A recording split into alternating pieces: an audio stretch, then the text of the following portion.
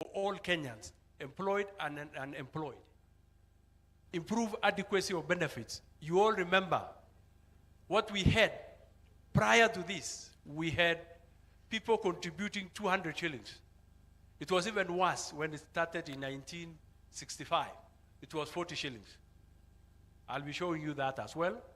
The other object was coverage. We have only 3.6 million people covered out of the possible 18 million Kenyans under Social Security.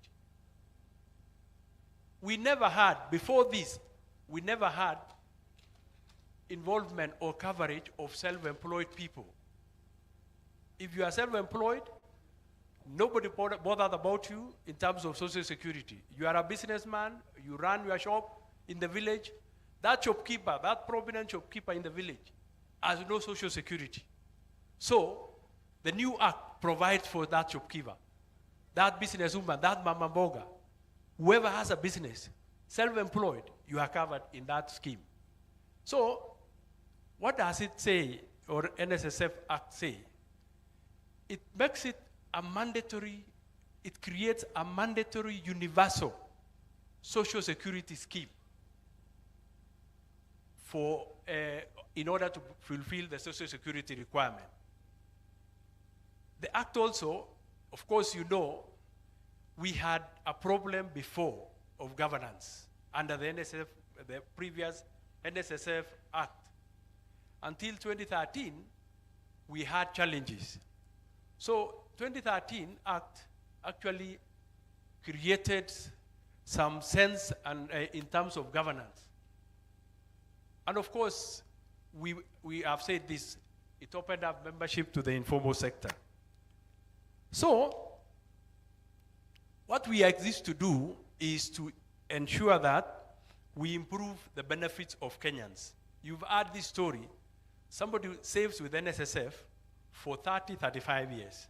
And do you know how much you would come to collect in NSSF? 135,000. After saving for 35 years, before this. So, the benefits were not adequate under the old NSSF Act. 135,000 is money you will finish. If you are a member of parliament, I think that's money you finish in a day.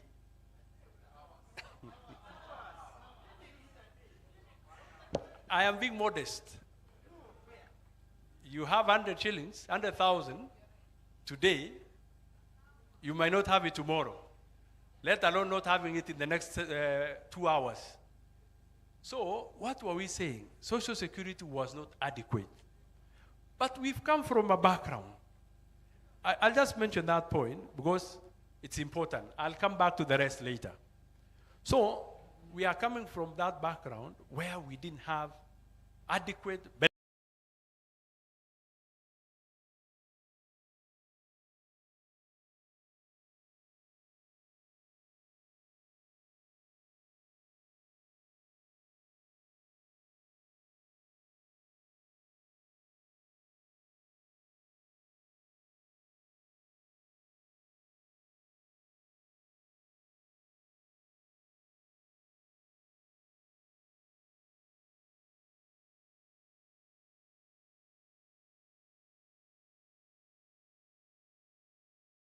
No, before this is 1965, 40-40 makes it 180.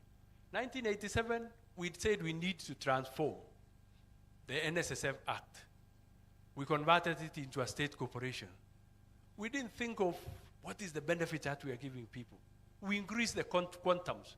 We said from 80 shillings, from 40 shillings to 80 shillings. We found this when we went into employment. I found it myself, where we were contributing 80 shillings to NSSF. That's around up to around 2000. Then we improved it around 2000 to 200. We stayed with 200 shillings up to 2023. So exactly, the only major transformation that happened was in 2014 when Parliament, your people, your predecessor, I think it was the 10th Parliament, or is it the 9th Parliament? 11th Parliament, enacted the NSSF Act. That's the only thing. But I'll show you later on what we ought to have done. Enacting was not enough.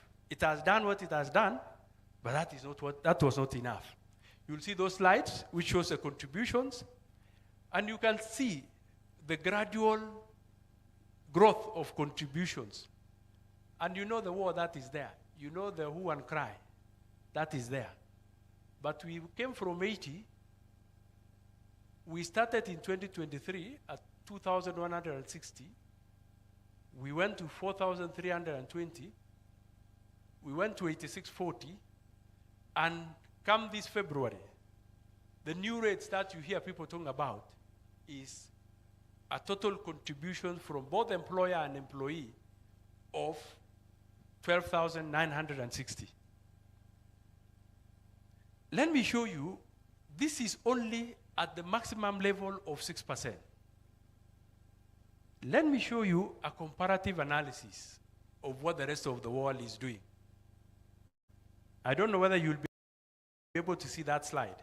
It's a bit busy, but this is the very important slide for legislators. So that as you do legislation, as you listen to your constituents, as people say we are stretched by contribution, SHA, NSSF, WAPI, you will see where the rest of the world, led by China, where we borrow. And mark you, I know we have hit the ceiling on our borrowing. Where we borrow in China, the contributions are at almost 50%. The savings rate in China is almost 50. Singapore, 37. Between 37 and 43. We always talk of Singapore.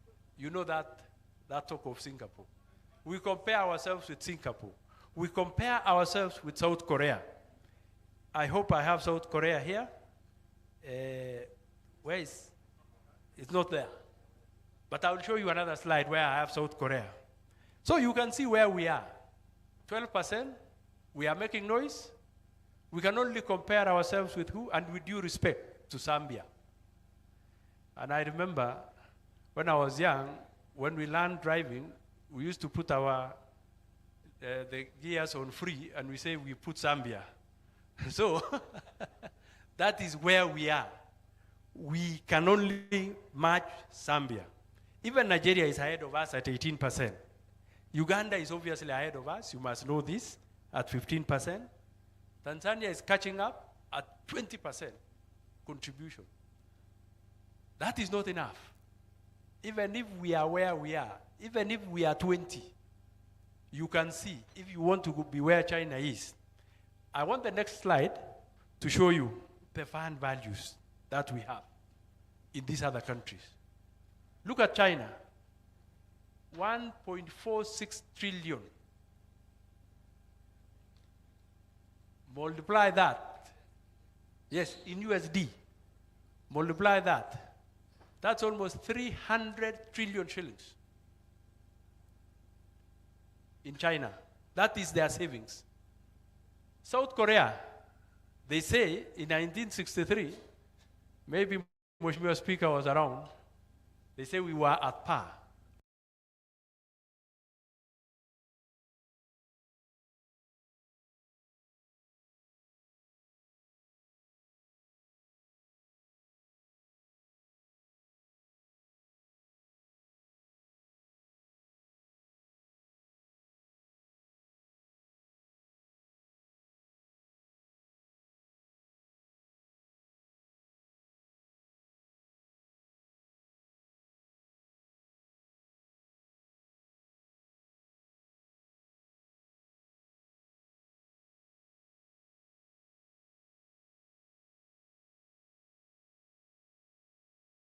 With South Korea. How much do we need to save to even get to a point where we can say we have a point where we can say we have 20 billion USD, which comes to around, if you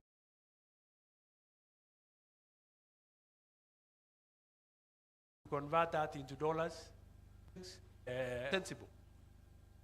What I'm trying to say we say investment, or rather, even savings is the key driver to economic development. If we had the kind of money these people have, what's our budget? It's 4 trillion or 3 trillion. If we had saved consistently, and I'll show you later, like these countries, we would not be borrowing. The question of debt ceiling and debts that we have, maybe would not be an issue, would not be even a discussion today. The roads that we are doing would be done by our own savings, through NSSF or through other institutions. So the importance of savings is best illustrated by these countries who have saved. Closer home, Uganda is doing about $7 billion. We are around $5 billion. Do you know where they beat us? We enacted our act in 2013. We took it to court for 10 years. Tukipigana kotini. Uganda enacted theirs, implemented. They overtook us. Given the contribution rate that we are having now, we need to consistently contribute everything else constant for the next 3 years to be at par with Uganda. But remember, they are not also stopping. Yes. Tanzania have modified, have done their social security the other day. They are catching up with us. They are contributing at 20, higher than us. Nigeria is also under the reform process, and surely they will overtake us if we are not careful. But I want us to look at Egypt, South Africa, and I think I had a slide on Morocco and Tunisia, the northern African countries, way ahead of us. South Africa, their government employees pension fund. Look at the size. Look at the size. We cannot compete. The other day, we were investing in an organization called Africa Finance Corporation in the form of alternative investment. It's a PE, private equity fund. GPF of South Africa wrote and said they want the board seat, and they will invest $250 million together. We also wanted the board seat, but we have only $5 million. So that is where the challenge is, and that is why, sitting where you are, it is time we ask ourselves the right questions. Do we want to apply half measures and allow generations, or rather, the legislation we put in place today will serve generations to come, or at least a generation to come, and waste another generation? We were wasted. The generation of Mheshimiwa Speaker and the others went. Our generation, I think we might not see reasonable savings in our lifetime, but we need to look at this. So I want to take you first to what, I don't want even to look at that, but look at this slide. The sorry situation in Kenya is here. We have 18 million people in the workforce. We have only 20% of that, 1 in every 5, covered by a social security. Our savings is 30% of our GDP. And adequacy of benefits, we need about 40% on average. ILO convention says at least you should have an income replacement of 40%. In Kenya, we are not having that. So, again, even our savings of the 13%, 25% are with NSSF, which, as we speak today, if you go to the next slide, we are doing about 600 and, where's that slide? Go to that slide. I want to go to that slide. There's that one. That slide, if you look at where we are today, we are doing, and I'll come back to this slide, about 670 Actually, we crossed 670 in December. We crossed 670 billion. I'll come back to that slide. But look, so this, if you go back to my, yeah, there. If you look at that slide, actually I shouldn't discuss this slide because these are the milestones that we have. We have grown the fund value. It is now 670 billion. Definitely this year, we will get to 730 towards 750 billion. We have put in an additional 1.5 million new members since 2023. We have done digital transformation.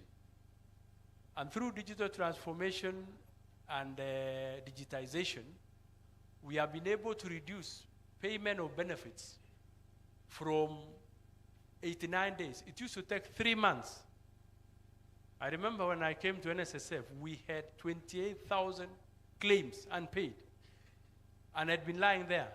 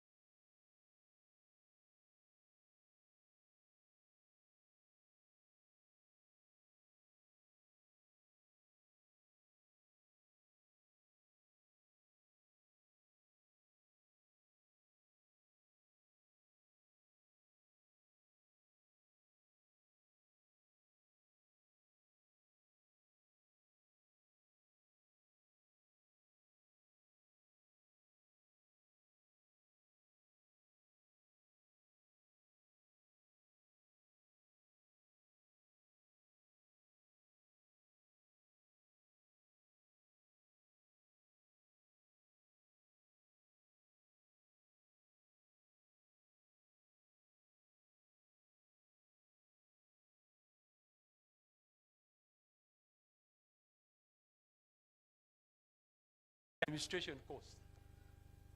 Now, we are using our administration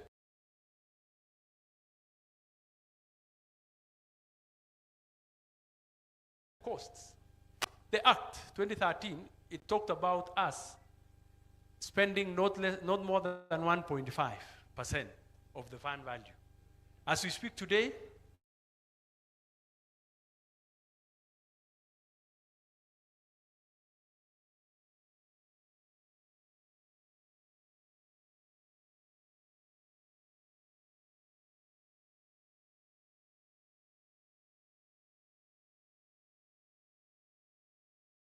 that we have. We have grown the fund value. It is now 670 billion. Definitely this year, we will get to 730 towards 750 billion. We have put in an additional 1.5 million new members since 2023. We have done digital transformation. And through digital transformation and digitization, we have been able to reduce payment of benefits from 89 days. It used to take 3 months. I remember when I came to NSSF, we had 28,000 claims unpaid and had been lying there. We have administration costs. Now, we are using our administration costs. The Act 2013, it talked about us spending not more than 1.5% of the fund value. As we speak today, as at 31st December 2025, we were at 1.47. Of course, I've talked about diversification. Diversification is what will actually make NSSF. We cannot continue investing in government securities, stocks, and the traditional investment, property. In fact, we are going to, and please, we'll indulge you. NSSF will no longer be investing in properties. We are exiting our property portfolio. We are developing because of fighting over that, those double-digit return. Property gives us 4%. In fact, the returns that we are declaring, property is the main problem, giving us less than 6%. We have no business giving our members, after taking all their money, giving them 6%, 7%. So we have diversified our portfolio, and of course, you know what has happened in terms of contributions. We have really ramped up contributions, collection. We have collected over 170 billion. Imagine, NSSF used to collect for a whole year, or for a whole, the board is meeting tomorrow, and we'll declare the results on 6th of February. And we'll declare the results on 6th of February. We have been able, for the first time, we declared 2024-25, we declared a return of 11%. We are going to do even better. I have the results I cannot announce, but it's upward 50% of this. So, I think I've mentioned this slide in passing, but you go back to that slide. Look at how we have been able to grow with the rates, which I'm saying and I'm submitting, those rates are not adequate. Value of 312, 30th June 2023. 2024 June, we closed at 400 billion. 670 billion I've talked about. Avia to 2025 December. We expect to close at between 700 and 750. We are being modest here. We want to close at 750 this year, June. And 2027 June, we have all agreed, and we've said, we will attempt to get this fund to 1 trillion shillings. This is the road to 1 trillion. We only need to raise investment income and contributions. We need 250 billion. I know we'll close this year by that year, June, at 750, and we go to 1 trillion shillings. That is, in 4 years' time, upon implementation of the new NSSF Act, will be at 1 trillion shillings. So, there are things we need to get to that 1 trillion. We'll get to that 1 trillion. But there are things we can even do if implemented. It can even make us go beyond 1 trillion shillings. But with the little money that we have had, I think for the first time, we are feeling the impact. We are feeling NSSF in this country. One, we are doing, actually, these are, because of the interventions that were there, we are able to participate in rerunning Mau Summit. The first major road done by our savings. On this road, yes, on this road, we are partnering with a Chinese company, and we are 40% shareholders in that road through equity and debt. So 40% is an investment of upwards of 50 billion shillings, investment on the road. The rest I don't want to talk about it. Let's have the road. We'll enjoy as Kenyans. Second one, this property in Kenyatta Avenue, we are doing the tallest building Eastern Central Africa, 60-story building, twin towers. Work is starting this, I think we have finished the process. We are waiting for an approval from City Council. Work will start, and we will have that development, and we are not going to hold it. There's an office block for sale. Whoever is looking for an office will sell. Hotel block will sell. Everything will sell. Everything here we are not going to hold.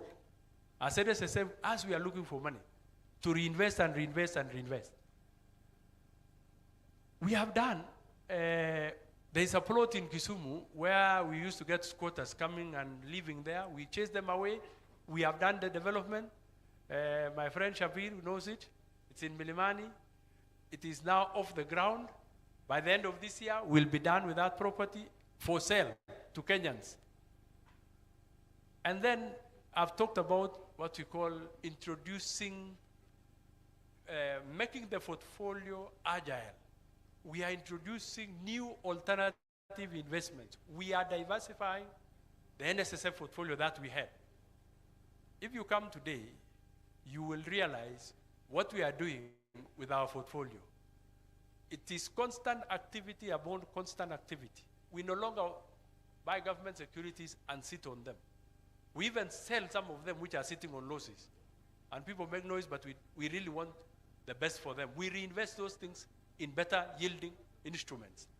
So we have, for the first time, invested in about 3 private equity funds as NSSF. And of course, the objective is to grow the business and to create employment. So when this investment matures, you will see the kind of investment that we are looking at. So moving fast, I don't want to talk about our contribution to GDP. It has been worked out. We are, with this investment, only these 3 investments which we are doing, will have a contribution of 1. Of course, what I want to emphasize, why are we doing this? We want to create an NSSF that will create impact, that will have impact in society. That's what we are doing. Of course, alignment with Vision 2030 and all the other things. Allow me, Mr. Speaker, now to move to, of course, I'll mention, what do we think is a success? What do you think success will look like for NSSF at the end of all this? We are looking for an NSSF which will spend less than 1% in administration costs. We are looking for NSSF that will grow continuously, 1 million members year on year. We want to grow, to pay payments in 1 day, 24 hours.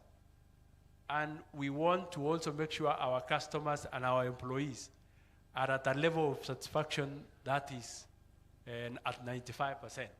And then we look at the 1 trillion. In fact, after we hit the 1 trillion, we want every 2 years we are adding a trillion to the fund.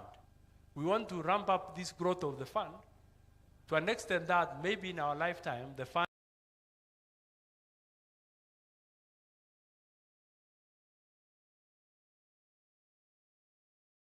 will be 20 trillion shillings. And I'll be showing we have what we call we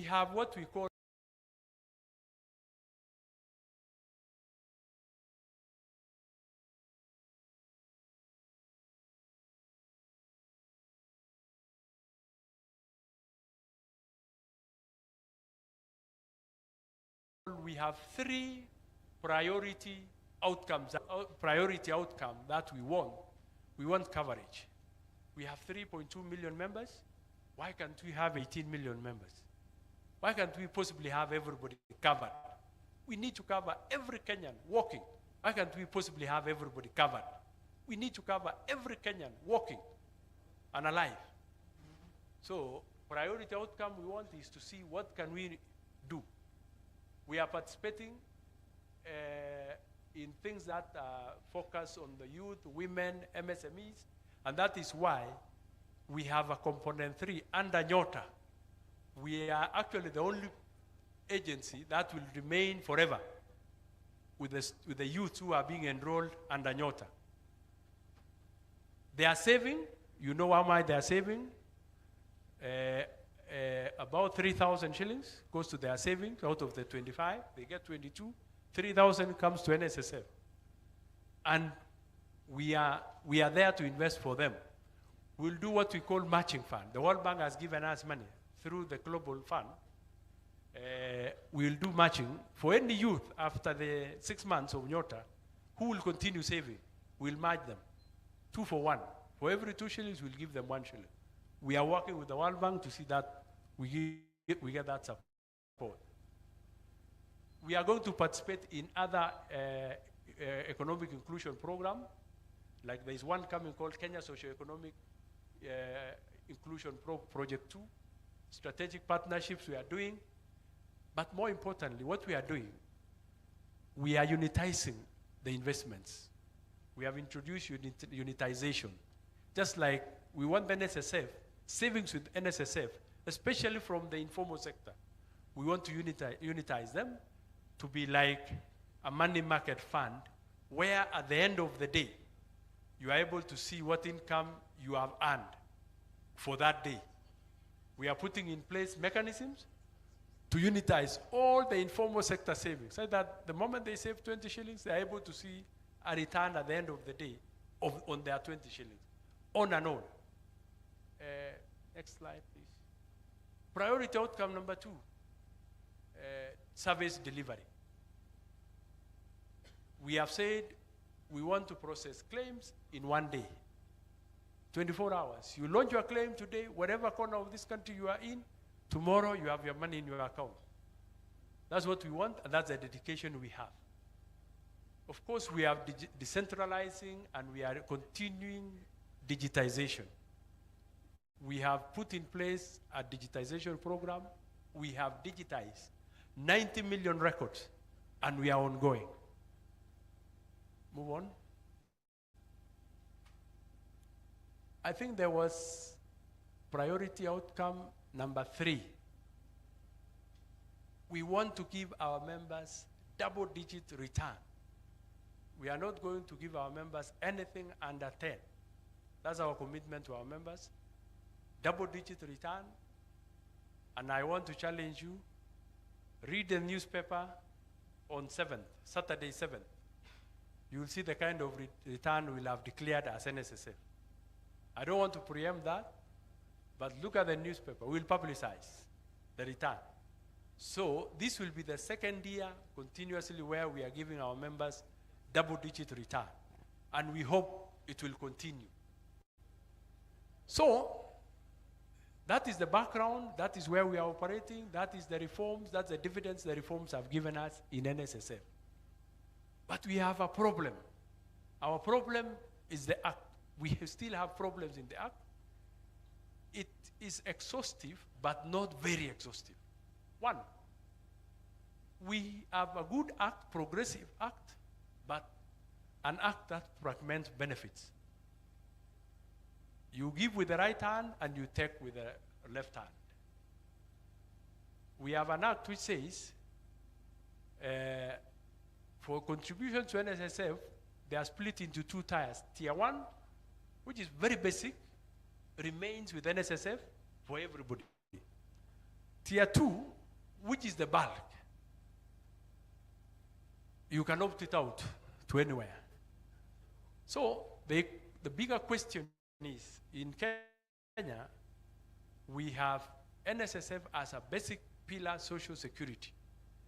We are talking about NSSF, but the reality is we have another 1,000 small schemes out there called occupational schemes. These schemes have money, but you don't see where that money goes. There is no impact, 0. We have created an act called NSSF Act, and we are empowering those other schemes. So the question is, we need to seal that loophole. Section 21 of that act provides for opt-out, and opt-out is a problem because we will never get to where South Korea is. If we are enacting a law which also allows leakage, if you have a leaking pipe, I don't think if Kenya Pipeline had a leaking pipe, fuel would get to Eldoret. So we need to look at how do we enshrine and ensure that we enclose, we protect these contributions within NSSF. The NSSF of yesteryears, people had trust issues. We are moving on, we are reforming it, and it is for the good of this country. Of course, with this fragmentation, it reduces our feasibility, it reduces our impact, it gives us a risk in terms of long-term sustainability of the fund. And of course, there's a greater risk. In the NSSF Act, there's an implied guarantee by government. So if we are allowing money to go to, for heaven's sake, an insurance company, which will fold up somewhere along the line, and you know they always fold up, some of them. I'm using insurance company. Or any other entity you have. I was telling people the other day, there's a scheme called NAMPAC. NAMPAC is a company which manufactures the finicos or the mikebes ya kiwi. You remember those things? Small schemes. The retirement benefit sector is 2.5 trillion. You don't see that money. You don't know where it is. The other day, I called a meeting with some of them and I said, we want you to contribute to Rironi Mau Summit. None came forward. They have committed all that money. So the question is, do you want to continue with this kind of thing where we are also enacting a legislation? They are getting money. They are going to invest in their own small things in their own small way, and we end up not being able to have an impact as NSSF. So the implied government guarantee is weakened, is threatened. Of course, again, the fallacy of this is that we are required as NSSF to oversight and make sure, enforce compliance in what we call NSSF Tier 2. We are supposed to knock on your door with our compliance officers or our enforcement officers. Let's check your records. So how many entities will you go knocking on? We could cure it using the law. And then, of course, we have a challenge. And this one, I'll say it in a softer way. We have good governance framework. We have created an act which says it's a tripartite relationship between workers, employers, and government. But then we are saying, if today, let's say we are in April, or we are in March 2027, and you have a trustee who wants to go and contest, and he has 1 year or 2 years to retire of his term, or 1 year, let's say even 6 months, then he resigns. The person who will be appointed will just come and serve those remaining 6 or 3 months and go. What will that person do? Before even he lands the place, that term is expired, he has been a trustee, go home. So we have those small problems within the law. The relevant section we can still cite. Next slide. Another challenge, under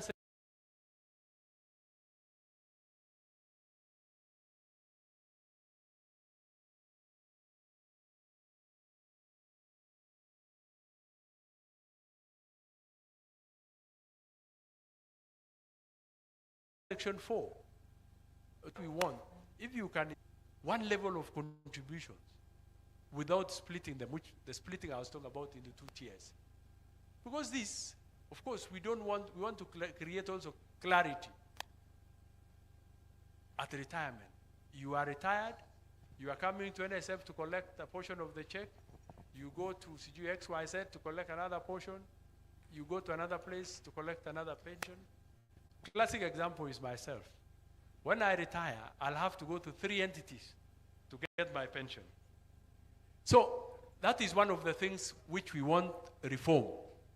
We want also to include people to save. You know the idea of the SACCOs. We want what we call goal savings. We want people to save for their goals and get their money to go and do that goal within NSSF. We also want home ownership. NSF is known for developing houses. And we are going to change our orientation to develop houses for sale. We are asking our members to save with us as NSSF. When you save with us, we'll build houses, we give you the house. You will have saved under our home ownership program. This has been approved, it's already being rolled out by the board. We want people to save for investment. If you go to Singapore, your savings is in one basket. You save for retirement, you save for investment, you save for medical, you save for education for your children under one roof. And when that event happens, that goal is achieved, happens, you get your check.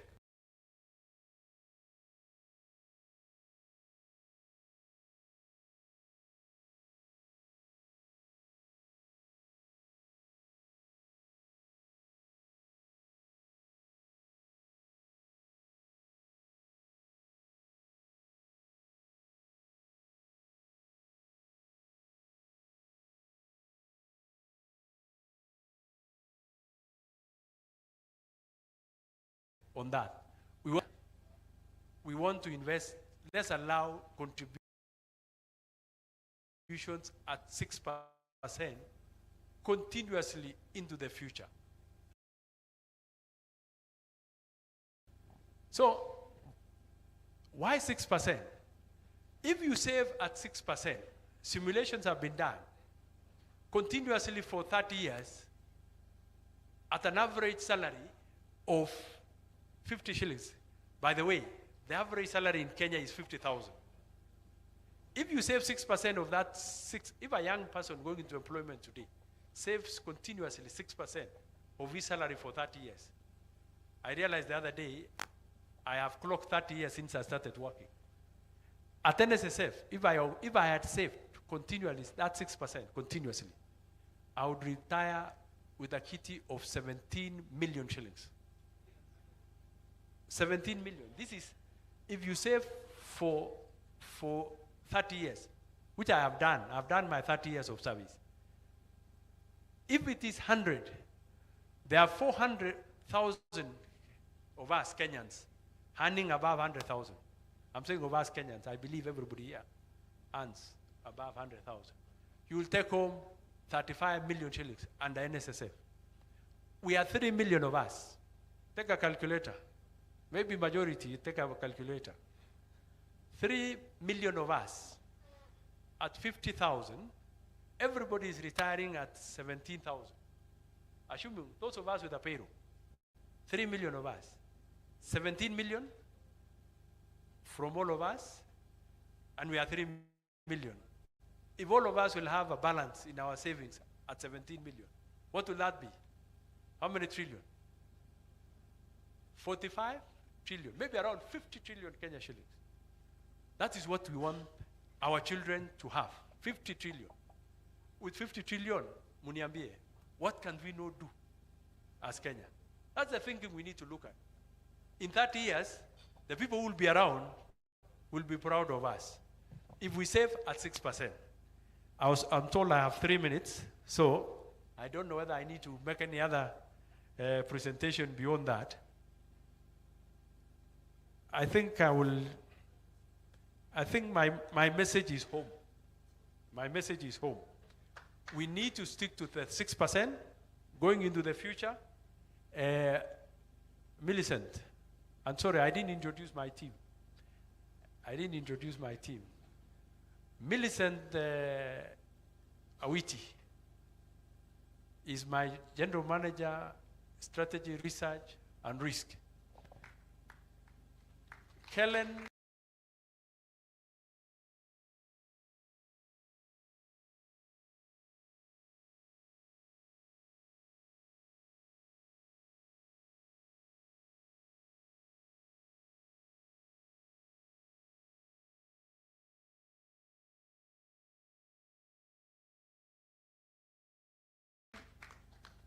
Njue.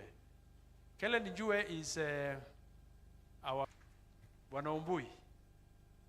Evans Ombui is our general manager, social security. He's the one running around. We didn't have these people. They have only served us for they're going into their 3rd year. Is it 3 years now? They are 3 years now. We employed them the other day. I was ahead of them. So this is the team. Millicent. 50%. 50-50. Do you think there's anything out of regulations? It is us and a committee of parliament. Yeah, we publish, we have, and then it comes to you. So all these regulations are not in place. This is what we need. These are the next steps. I'll not mention them, but the most confusing one, we need urgent regulations to manage opt-outs. How do you? Somebody wakes up and says, I'm opting out tomorrow. Wamekutana hoteli, wame discuss, wame agree. The next day, a letter lands in NSSF, we have opted out. Yeah. Okay. So we'll talk about that. That's what we need these are the regulations we need. Anything else? You know, it is a joint effort. No need. And I've mentioned this. I've mentioned that. That's why I'm not mentioning that. I think that's it. Where?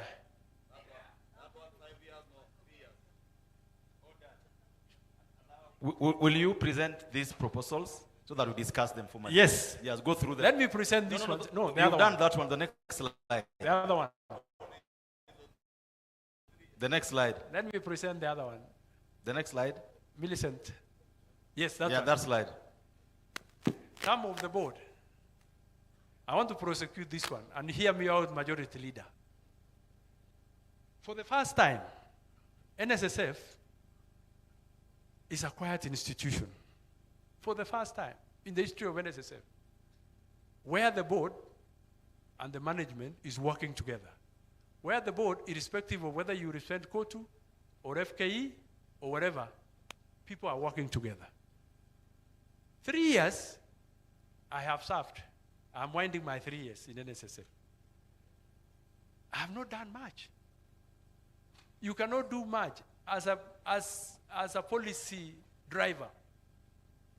In 3 years' time, you are trying to implement, you think fast, 1 year goes, implement 1 or 2 years before even full implementation, nothing working. At NSF, what we said with the board, we believe in a mantra, tangible, feasible, completed. We don't want white elephants. You start today on a project like Rironi Mau Summit. This one will take 1 year, will be done. You do a building.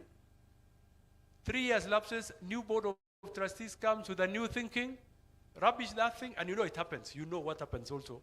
We live in Kenya sometimes. So we are saying, why can't we have a 5-year term for trustees? So allow us to have, let's increase the term to 3 years. Yeah.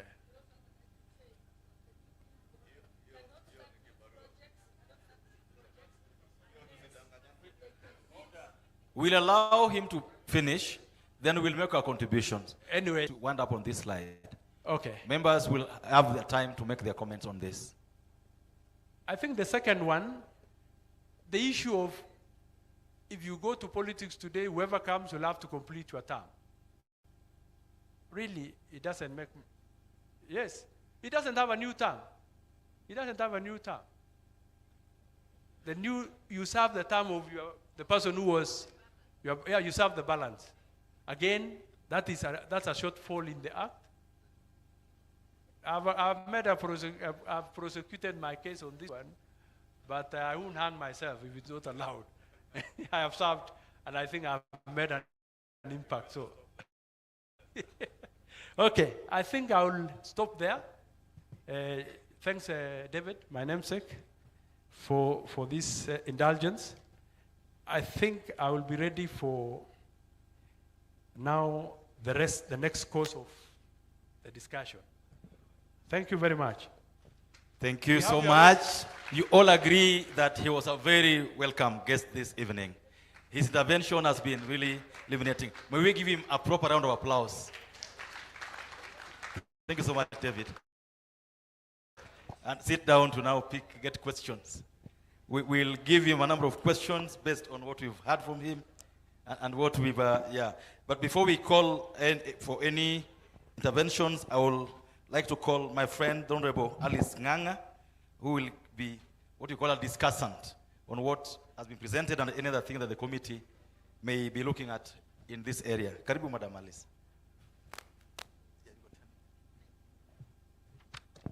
Thank you, Honorable Speaker. Thank you, the Managing Trustee, CEO, Mr. Koros. I'll be very quick. Honorable Speaker and honorable members, from the initial flat rate of 200 shillings per month from every employee, which was equally matched by the employer, the new law established levels of tiers in contribution to 6% of pensionable earning for both employees and employer. Due to this overall success of the reforms, the fund has greater liquidity than ever and has fewer delays in processing pension payment. Nevertheless, I want to call upon the managing trustee to verify from the ground whether indeed the pensioners' benefits are processed within an average of 9 working days as stated in the presentation. Also, I want to call upon the managing Trustee to elaborate on the extent of decentralization of NSSF services across the country. In light of this increased liquidity, I call upon the NSSF management to ensure that its procedures, decisions, and investments are done in full compliance with the law. In addition, on account of the same increased liquidity, I wish to call upon the NSSF management to make prudent decisions when it comes to consideration of investment choices, particularly those involving fixed assets such as land, road, and buildings, like the work you're undertaking right now, to make sure that due diligence is done. In the beginning this year, the third phase of implementing the NSSF Act 2013 will commence. This will involve enhanced contributions by employees and employers. While we do understand that the NSSF management is simply implementing the NSSF Act as required by the law, I call upon them to clearly communicate the anticipated changes to both employers and employees. Because if you don't do that, it will come back to us as the members of parliament.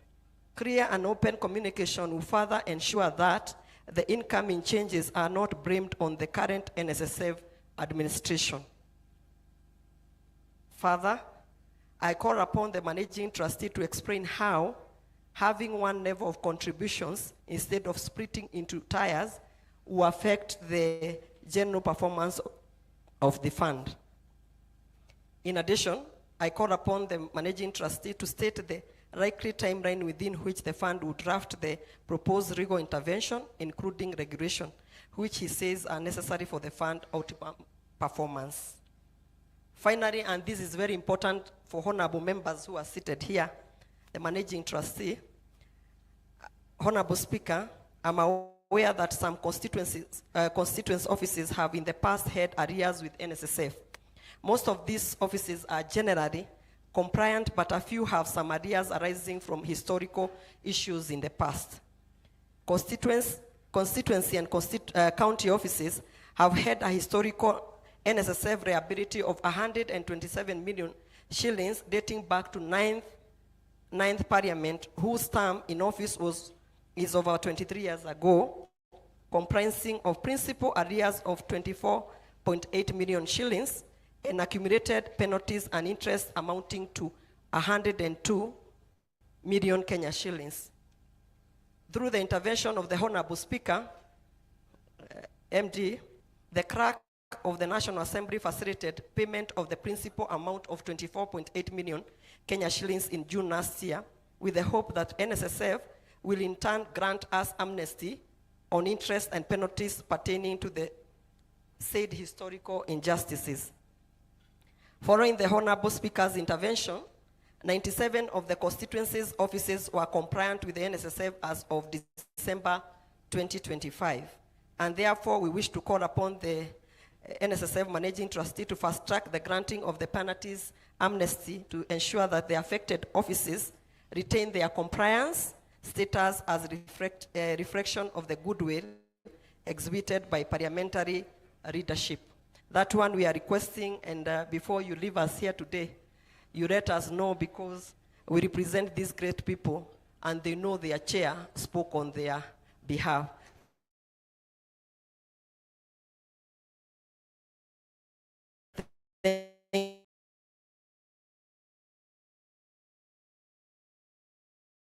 Looks very good. But I always have a feeling that you've left the job of explaining this thing to the president only. He's the only one who talks about this everywhere he goes. Good things are happening, the whole public doesn't know. So you need to probably get a person or a department at your place to communicate this, following what Honorable Ngang has just said, that there are changes happening this year. The media report them as if there's a new law, yet this law was passed a long time ago. And then they start looking for guys to blame. Where's Parliament or somebody else? This law has been there for a while. So I wish you could ramp up communication on what's going on and what people should expect. Honourable members, this is your chance now to ask questions and comments. I'll start with the Honourable Martha, the Honorable Shabir, the Honorable Mutunga, then I would come to the Honorable Marim Peters. I hope you are noting. The Honorable Wangwe, then the Honorable Owundo. Then I'll take the second round. Let's start from there. Those are 6. Thank you. Thank you to the MD on your presentation. Mine is very quick. Number one, the issue of 1 trillion and the contribution looks very good. But the one thing NSSF has suffered is the trust deficit of managing the resources that come from the Kenyan people. You have been in the media for all the wrong reasons. Collapse, danger of losing, pensioners losing their money, and I still don't know how you will address that trust deficit to ensure that you actually cement for the Kenyans to know, because they have no issues contributing. But in terms of where does their money go, is it stolen? All the prosecutions we have seen for NSSF, how many have gone to conviction?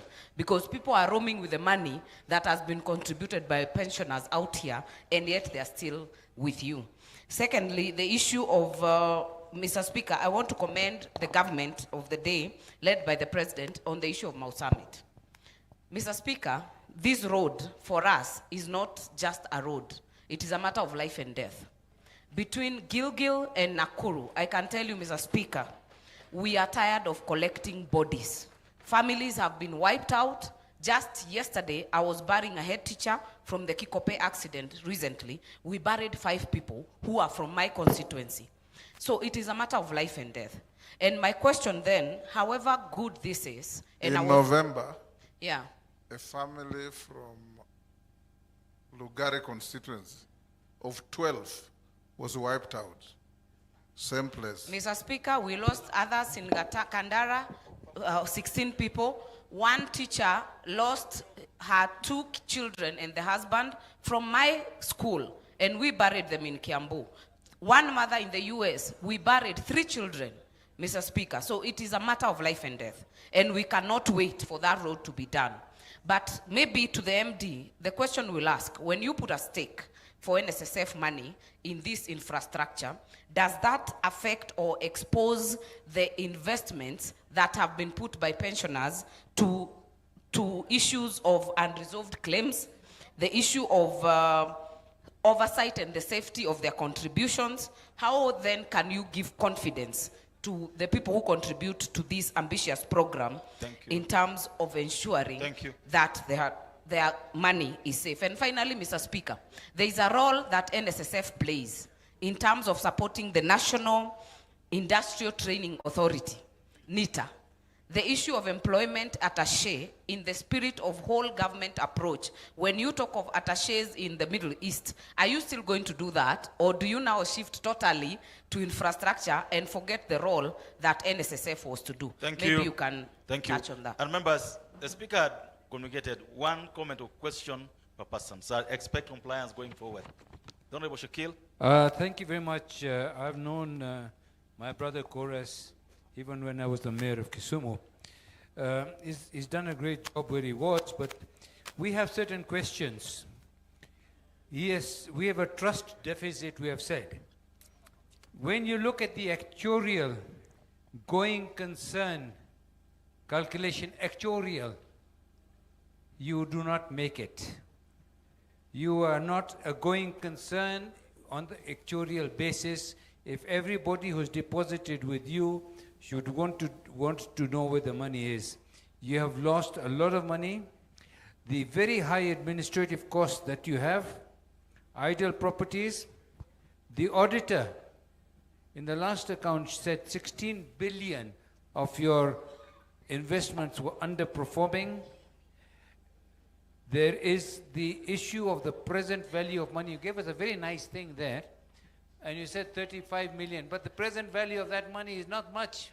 Finally, Mr. Chair, I went to go and check how much NSSF I have.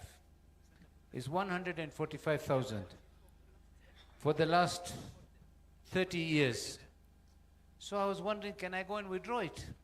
So you have to fill this, you have to fill that. Now that's me as a member of parliament. What about 180? Thank you. Thank you. Thank you, Honorable Mutunga. Please keep it short and crisp. Thank you very much, Honorable Chair and the presenter. First of all, you show us the comparisons of different countries in terms of what they have contributed to NSSF. And maybe if you could probably give us a comment on their obligations, because we need to compare favorably.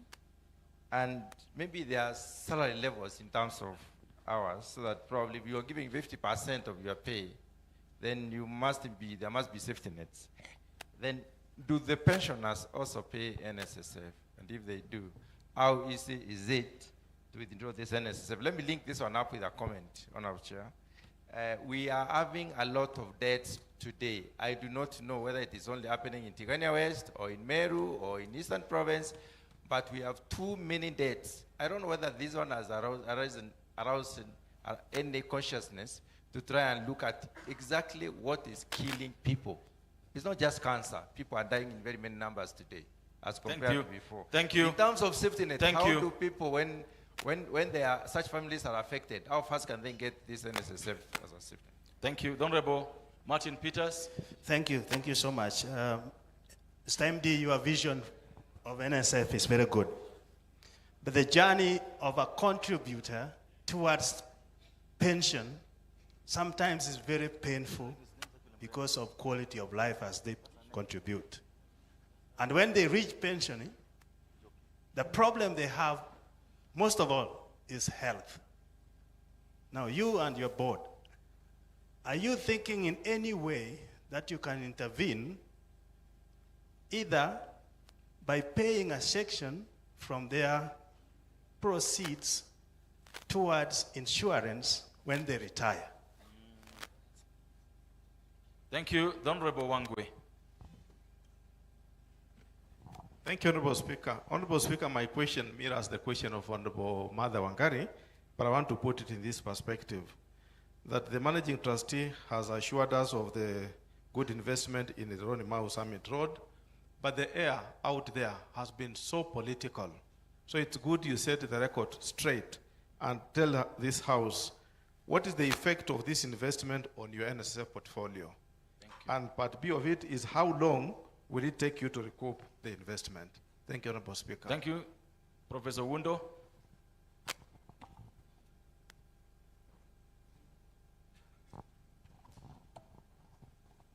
Thank you, Speaker. The managing trustee has given us a list of countries where they have made a comparison. And I just want to pick up where Dr. Mtunga has left off.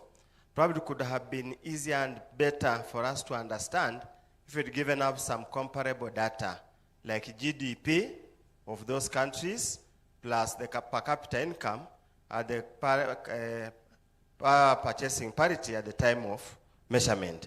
And probably also, I just want to have your comfort that there has been a thorough and adequate investment appraisal of the investment of NSSF in the Ronnie Mau Summit Road, because the publicity that we have received is so negative, everybody is apprehensive for their investments services are going to be lost, and that might even lead to shrinking of NSSF if we do not foster positive attitude about this project. Thank you. Thank you. I'll have another round of 6 before I call him in.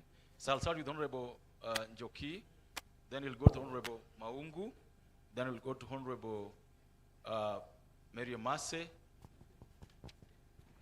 You know, everyone is going to have a chance to ask, actually. The Honorable Kombe, the Honorable Sunkuli, the Honorable Basil, and then the Honorable KJ last on this matter. I hope you noted your numbers. Go ahead, Honorable Njoki. Thank you. And thank you to the managing trustee for a good presentation, and especially seeing that the journey to Singapore is going to be real through your numbers. But I have one question. I know we have all these contributions, but there's allegations out there that some money was lost through trading of bonds. Is it true or false? Very straightforward. The Honorable Maungu. Yeah, thank you very much. The presentation was very clear. And maybe one presenter, one thing I wish to find out is that with regard to investment of NSF in the Great Mau Summit Ironi project, one thing that has been there is that for many years, NSF, we've had issues to do with negative publicity, either because of governance challenges that have existed in the past and some other challenges which may have existed with NSF. But thanks to you and your team, you've done quite some commendable job. But the question is, NSF has chosen to invest in this great project. But out here, we get so many questions as to the safety of our pensioners and the safety of their money in terms of the liquidity. Are we not likely to find yourselves in liquidity challenges given that you've committed to support this project and the payback period that you expect to recoup what you'll have actually put in? Thank you. Thank you. Thank you. Honorable Emase. Thank you.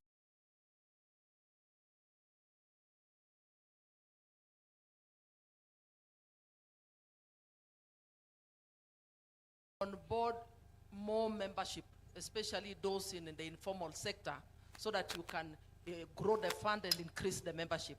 And on the same, you've talked of digitizing your systems. How soon will that be?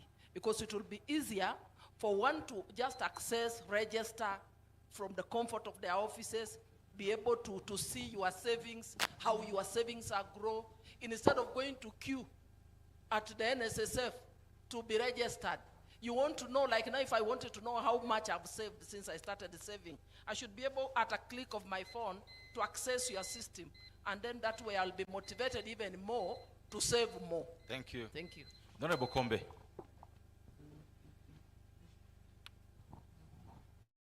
Thank you, Mr. Speaker. Mr. Speaker, my question is, we have quite a number of people who are laid off, and they are now at 45 years, and they have no plans of being employed anymore. Is there any possibility of these people getting their money? Thank you. Thank you, Honorable Sunkuli. Mr. Speaker, I was concerned about I must first say that the innovation in terms of investment is good. But when it comes to the things that look like they are not quite visible into the future, I don't know whether it is very wise to say that you want to run away from property. Well, maybe development of property is expensive. I've been a tenant of NSSF for as long as I remember, at Bruce House, at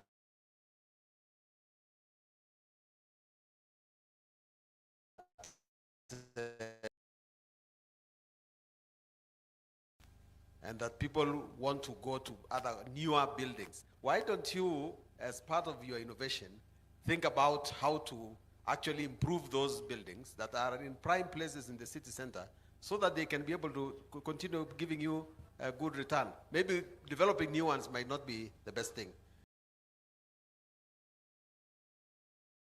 Thank you, Chair, and thank you to the presenter. If I heard you very clearly, you did say that out of 18 million workforce, 20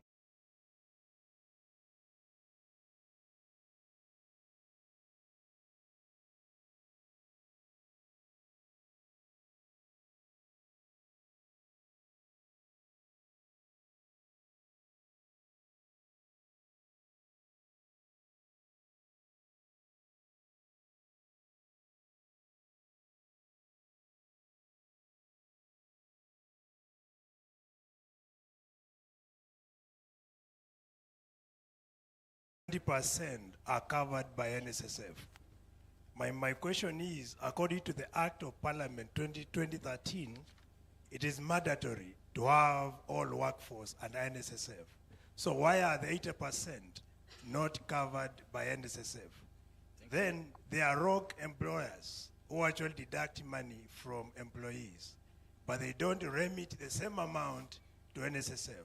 So what are you doing to ensure you tame this particular vice? Thank you. Thank you. Honorable KJ. Mr. Speaker, the presentation that has been made to Parliament today is coming as a great surprise to even members of Parliament who in fact have great interest in this fund. The question is the fund thinking about the whole area of strategic communication, which actually should be structured as part of what the board commitment is, because it does not matter how much you do without communication to the public. What it ends up being is that every time you get the opportunity, you're firefighting. So how is the board thinking about building this strategic communication into their bigger plan, so that as they're thinking about investments and they're thinking about the fiduciary issues, communication becomes one of the key pillars on which this fund is built on. Lack of that will be firefighting and responses to situations long after it has happened. Where is the place for strategic public communications in your strategy? Thank you very much. Now I'll give this chance to member for Butula, then I'll call upon member for Western Gishu and majority leader to give us their comment they wanted to make during that time on the last slide. Member for Butula, then member for Western Gishu, then majority leader. Well, thank you, Honorable Speaker. Honorable Speaker, I want to ask raise an issue concerning the past investments of NSSF. In the past years, NSSF invested badly in land and buildings. And the NSSF lost a lot of money during those years. I don't know whether the recoveries have been done and whether the accounts of NSSF are now up to date. I see the NSSF wants to go back into those investments. I hope that if you are going to do that, you will let this House know that those investments will not create any problem to the fund contributors. Thank you. Majority leader.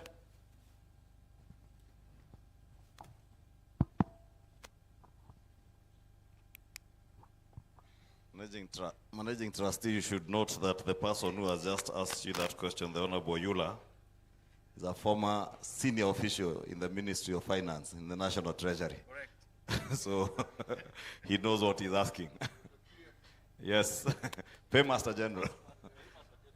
Mine, Managing Trustee, is just on your last presentation on proposed legislative amendments. Those amendments, where do they sit in view of the policy on Mwongozo on 3-year contracts or 3-year terms, both for chief executive officer? Any effective leader should be able to nurture new leadership within the organizations that they are leading. Any board of trustees within a period of 6 years should have been able to establish systems and mechanisms that will ensure that organization does not go backwards. And the same for a managing trustee. You must nurture leadership within the organization to make sure that you have people behind you who can take over from where you will stop after your 6-year term, should it be renewed, since I heard that is about to come to an end. I don't know when. Thank you. I want us to end it at that and ask Mr. Koros. And I hope you wrote the questions down. And I also wrote them down, all of them. So please ensure you answer all of them. So that we don't waste time. Karibu, you can come back to the podium. And as you come back, it's a question about how the NSSF, to what extent do you currently comply with the RBA Act, if at all?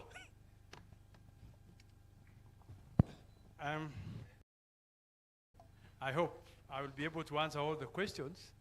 I've written all of them.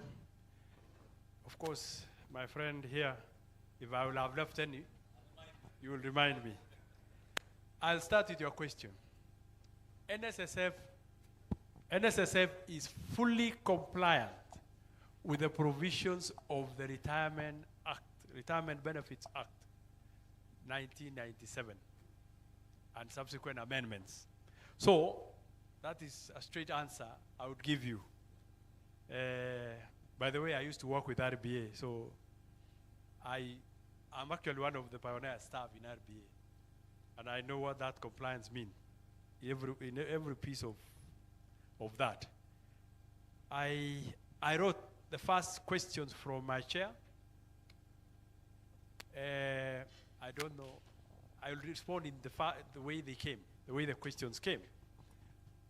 There are some, like for Daktari, I don't think I got it clearly, so I'll beg your indulgence to respond to them. TAT, turnaround time, 9 days, average, confirmed. I can tell you, we have even paid benefits in 1 day. We've tried that 1 day. Several people, one of them a prominent Kenyan, our immediate past chief of staff and head of public service, we paid him in 1 day. We processed. And many others we have tried. Before we before we committed ourselves to what we call TAT, turnaround time, for 24 hours, we have tried without buying even a single computer, even a single machine, with the processes as manual as they are. We paid several people. I've just mentioned one. Of course, I didn't mention a name, but we paid several. I can name about 10 of them. We just woke up and say, today we want these claims here. I went 1 day to the benefits department. We picked 20 claims, and we processed. And I went to my office and I said, I want the report in the evening. By evening, all of them has been paid. All of them, 17. I think 17 had been paid. 3 had problems. So reality is we can pay in 1 day, leave alone the 9 days that we are doing now. We used to pay in 3 months. People used to wait for 3 months to get their claims. Now we are paying 10 days. Yes. So we are paying. That one is confirmed. In terms of decentralization of our services, we are virtually in every county in Kenya. We are virtually in every Huduma center in Kenya. We have 64 branches in Kenya. There are 47 counties, 64 branches. We are present in 57 Huduma centers. And we are training and deploying more staff to those Huduma centers. So, decentralization story is a story we are pursuing very aggressively. Once we digitize and we roll out the current reforms that we are working, we don't want Kenyans to walk to Nairobi. We want Kenyans to walk to their Huduma center, file their claim digitally. We have all the digital records of whoever is claiming, and we are able to process claims automatically using the system and pay these people. We'll only have a few checks. So, in terms of decentralization, I think we are leading the pack.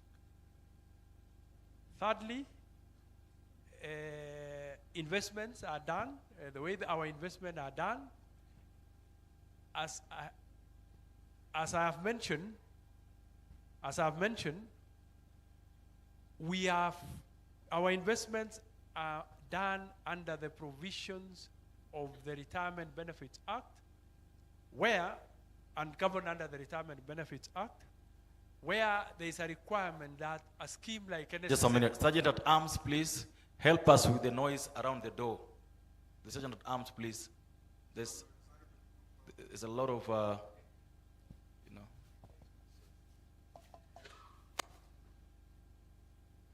Yes. So, our investments are done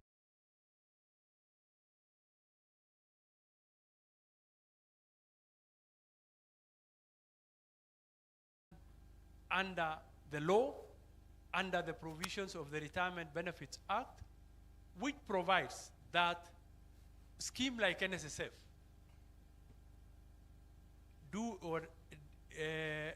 does investment through a registered fund manager who is registered by RBA. And we have our investment decision making and present to the board for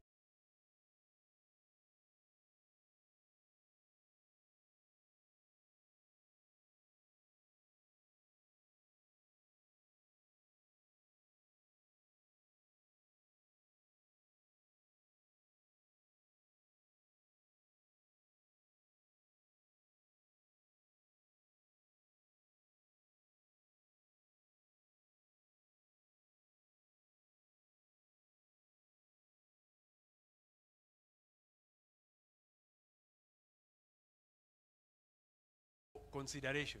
Actually coming up with in our strategic plan, it is there. We had challenges in communication. I admit that. And it is one of the things we needed to work. But systematically, we had more pressing issues. To work on even before coming to communicate. One, if you remember, our act was adjudged unconstitutional by the court, High Court of Kenya. We had to go all through. We went to the Court of Appeal, and we are actually operationalizing this act with the approval and the guidance of the Court of Appeal. But this act also went to the Supreme Court. The matter never died there. It went to the Supreme Court. We came back, the Supreme Court remitted that matter back to the Court of Appeal to hear on the substantive issues that are raised. So it's a live issue in court. So our strategy was, should we then execute a communication, we'll be cited for contempt. And we have an issue in court, which we are handling. We believe in fullness of time, when we finish that court matter, we'll be able now to communicate. So communication, I agree, has been a challenge. But nonetheless, the pronouncement of the Court of Appeal, which is there and nobody has appealed, the Court of Appeal said, implement the act. Various interpretations are there, including the extreme interpretation that since the Supreme Court said the lower court had jurisdiction, NSSF Act as it is today is unconstitutional. We have our own views on that, and so we are torn in between in that implementation. There was a question on the tiers or the options. You wanted an explanation. Section 4 of the Act, is it Section 4, Kellen? Section 1, which keeps the contributions into 2 tiers. Section 21 is opt-out. Should be Section 20. Section 20 clearly says contributions to NSSF will be in 2 tiers. Tier 1 contribution, which is a basic of the law, which is a percentage, 6% of the law earning limits, which started at 6,000. And then it says tier 2 is 6% of the earning limit less law earning limit. When we started, it was 18 minus 6, which was 12,000. So we are doing 6% of 12,000 and 6% of 6,000. Tier 1 was only coming to around 420 shillings. Am I right, Ombui? I hope we are on the same page. 360, sorry. And tier 2, 6% of 12,000. Calculate. You know what it is. You have forgotten. It was 10 something. 10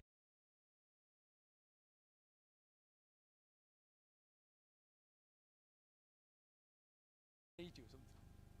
No, 7. We are in, and these contributions were actually graduated. Year 1 was based on that, what I've just explained. Year 2, the minimum wage went to 18,000. Am I right, Obu? And year 3, minimum wage went to low earning limit, sorry. Low earning limit went to what? 88. The low earning limit went from 6 to 7 to 8 to 9. We are now going to 9,000 this year.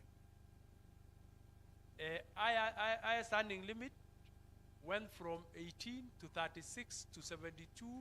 We are going this year to 108, and maybe next year to 144. That is there in the act. So these tiers are what we are having a problem with. The bulk of that contributions is in the tier 2. And this tier 2 is money that can be taken anywhere. You can decide today and agree with some insurance somewhere in the corner, and you say, I am the human resource manager of company X. And from today we are contributing tier 2. NSSF tier 2, it's called NSSF tier 2 contributions. I'll take this money to insurance company Y set.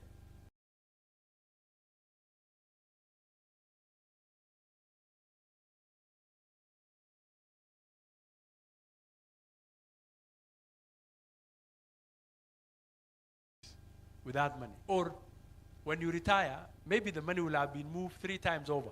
It will have moved from insurance. I'm using insurance, and I have nothing against insurance company. It has moved from insurance company A, B, C, D. It will create a lot of untidiness in terms of collecting these contributions. How will the member collect? So, but I think I have explained the tiers. You had asking me for that. Question number 5. That was explain the tiers and the options that are there, opting out. You were saying the proposed legal intervention, Madam Alice, Honorable Alice, I didn't get it nicely. Maybe you can take me back to it, but let me take number 7. Very dear to all of you. I've heard you. The question she asked was about what's happening, what we call constituency staff, and the principal arrears, NSSF contribution, and the penalties that have been applied. To an extent that now we have a total of 104 million against a principal of 24 million, 24.8 million. I'm aware of this. I think my attention has been drawn to it. Some constituencies have written. I don't know whether the clerk also wrote a letter. All correspondence has come through my office, and I think I read something like that. My response to this, of course, principle, no question about it. Spare no effort, look for that money, pay. Make application. Every constituency is an employer by its own right. Let me have the application. The law says the minister is supposed to waive. Or rather, it's only when we recommend to the minister to waive. I've heard you. Make an application to us, every constituency or those constituencies concerned.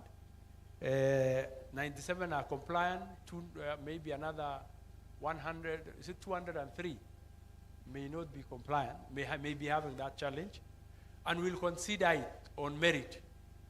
We'll consider it on merit.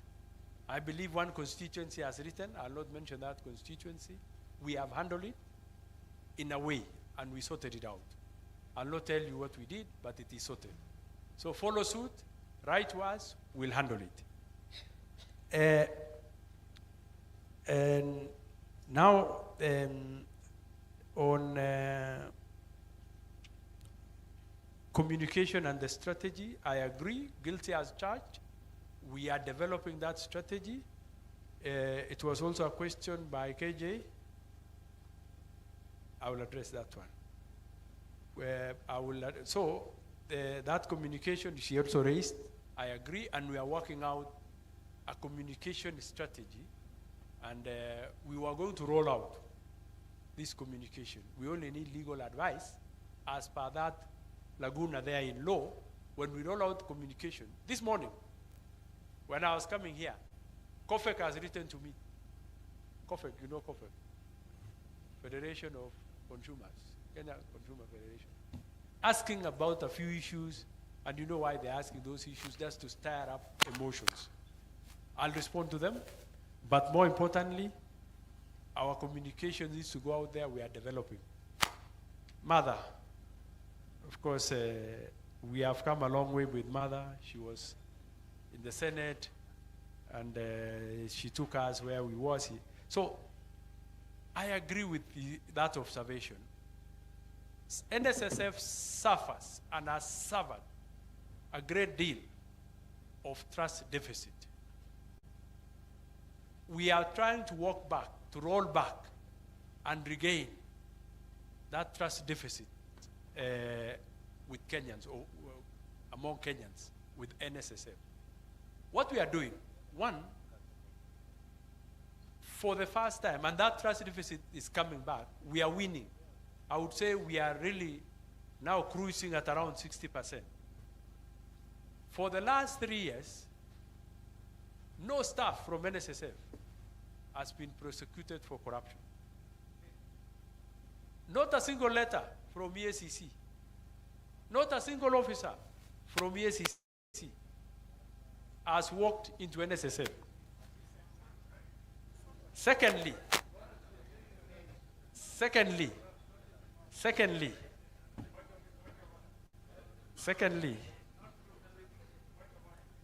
we have gotten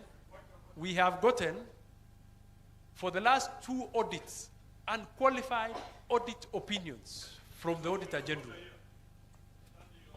The member for Lego.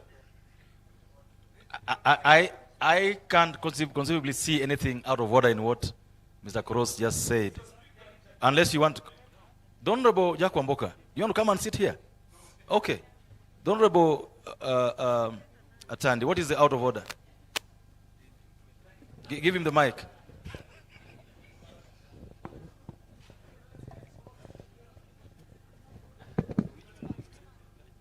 Honorable Speaker, Honorable Koros is a good friend of mine.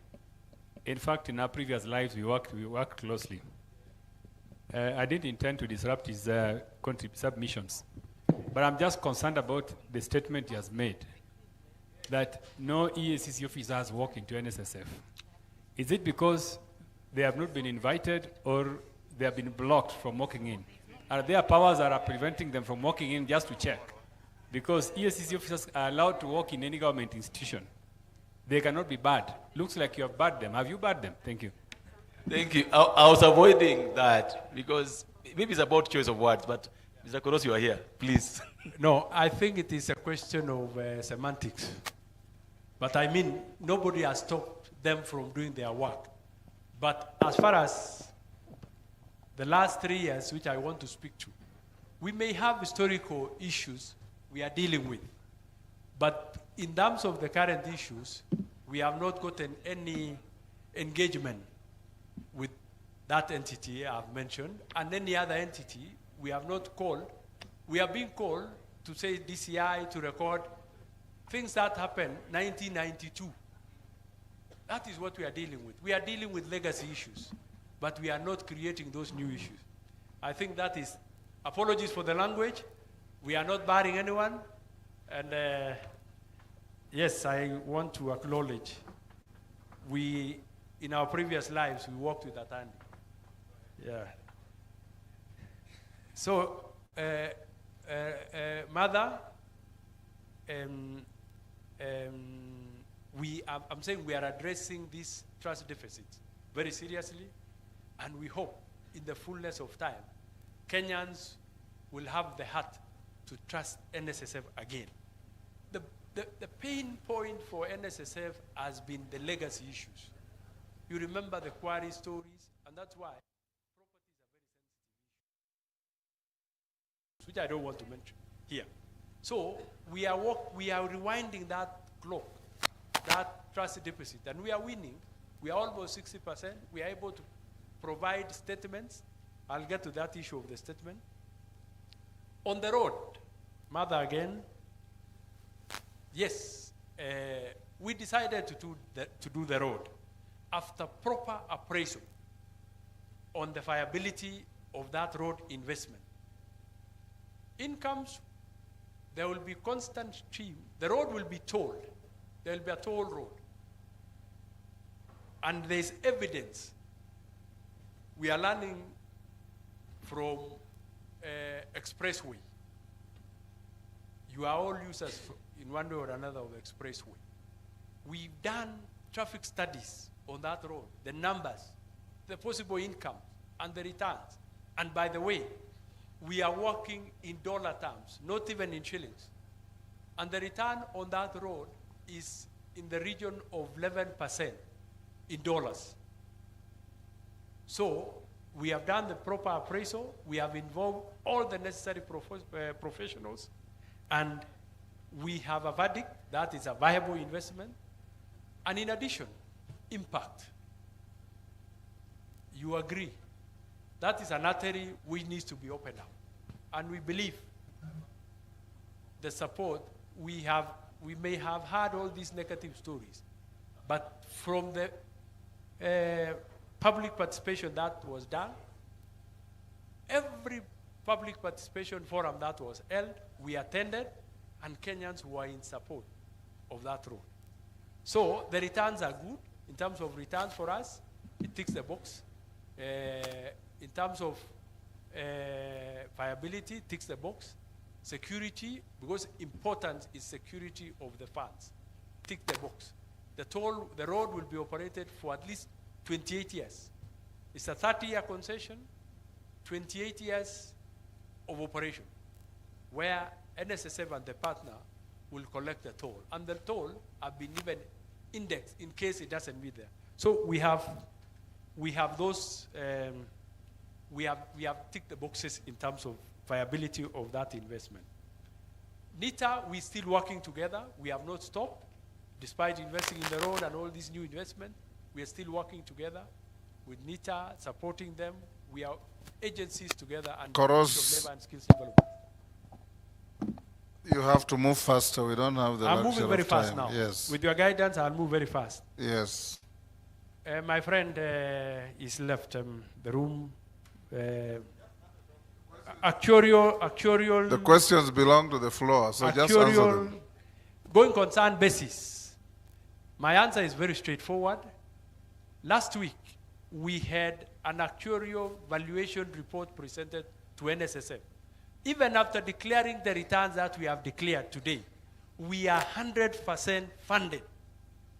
Under the Retirement Benefits Act, a scheme like ourselves are allowed minimum funding levels of 98%. We are 100% as we speak. That was last week's report, which we have, and we'll be sharing during the AGM. After declaring these returns, we are 100% funded. Underperforming investments, 16 billion. Legacy issues again. We have investments in entities like Consolidated Bank. I don't know what it is. NSSF is a shareholder of Consolidated Bank. No returns. You cannot exit that share. Very many of them, we are exiting some of them, and we are cleaning that book. So non-performing assets, quoted and unquoted, properties and all the other things, we are cleaning. We are not afraid to exit even at a loss, because we want to clean that portfolio. Mutunga, obligations of schemes in these other countries, schemes the world over are the same.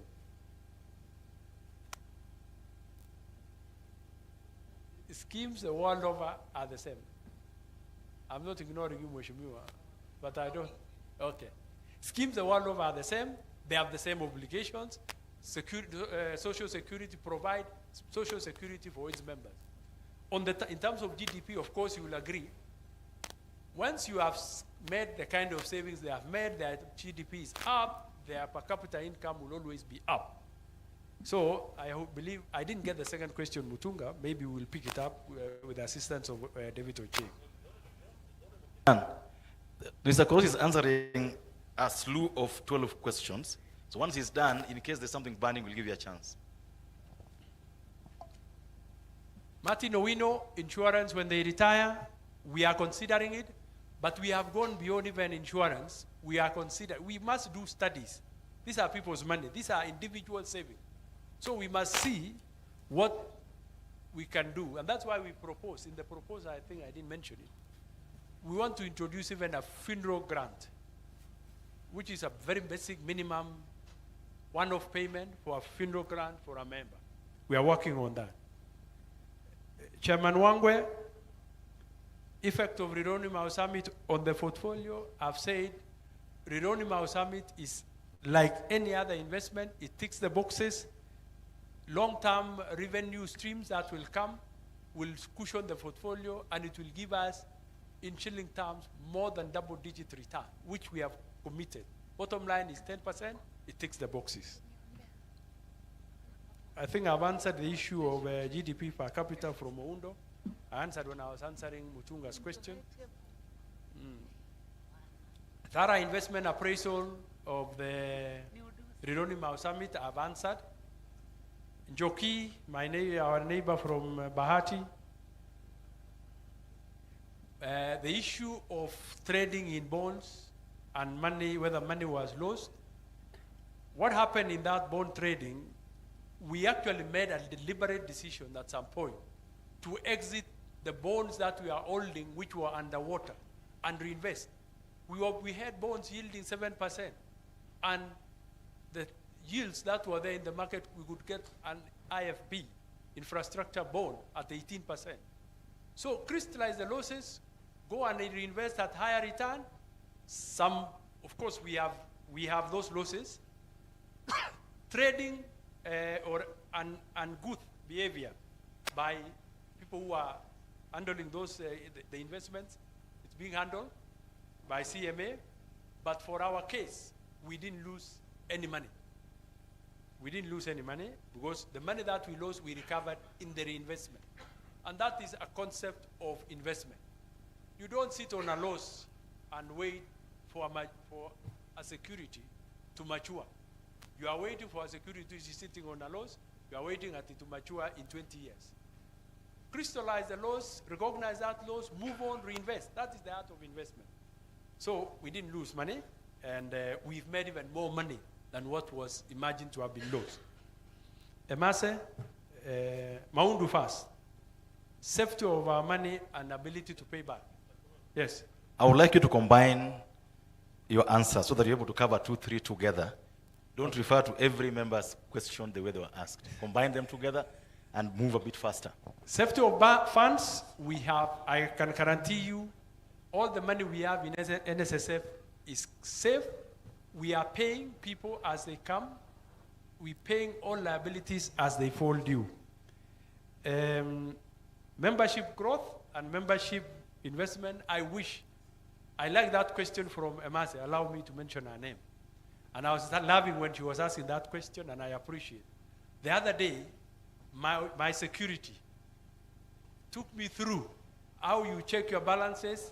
We have what we call, you have a code, *303#. You'll be able to check your balances. You'll be even able to make contribution. And it's a guide. It takes you through. I wish I had time. I really wanted to demonstrate how it works. You don't have to move.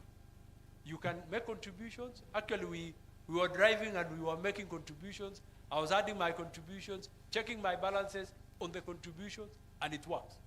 So that one, membership can contribute from wherever they are with their phone, and it doesn't have to be a smartphone. On properties, we are not saying we have a strategy to exit those properties in a different way. We are considering introducing real estate investment trust, which will also list all those properties, NSF Towers, or rather Social Security House, Bruce House, Asina Trade Center, Asina Towers, Few Park Towers, and any other Social Security House in Mombasa, so that we manage them in a different manner. I agree, the properties are in a sorry state, but we have budgeted to rehabilitate them, renovate them. We've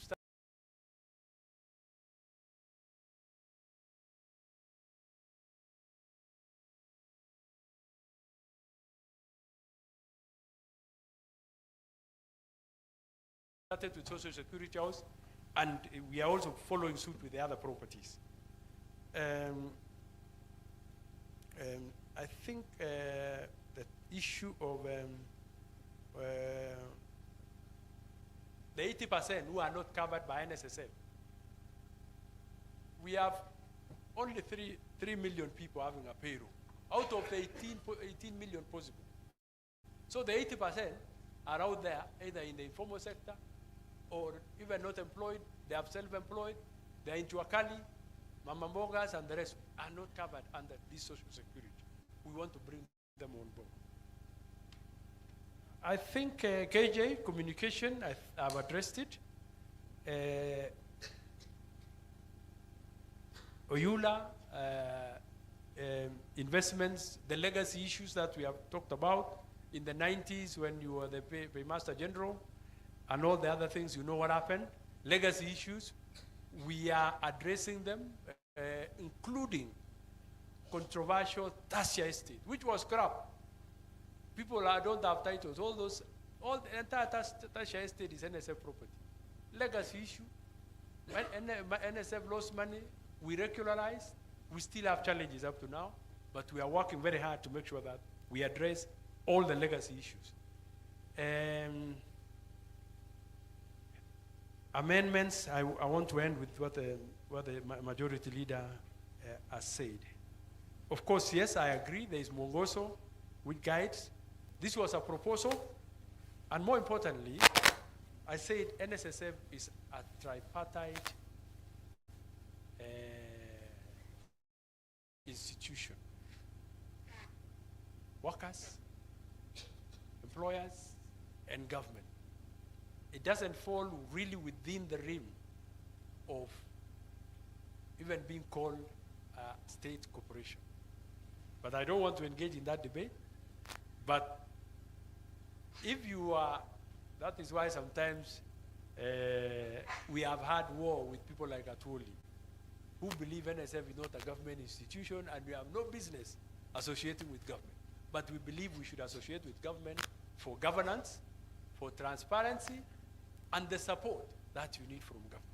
So, duly guided, but it's a discussion we can have at whatever level. Yes. The Honorable Deputy Speaker, I gave you a chance to hand you over. You decided not to take it. No, it's okay. It's okay. We'll come to you.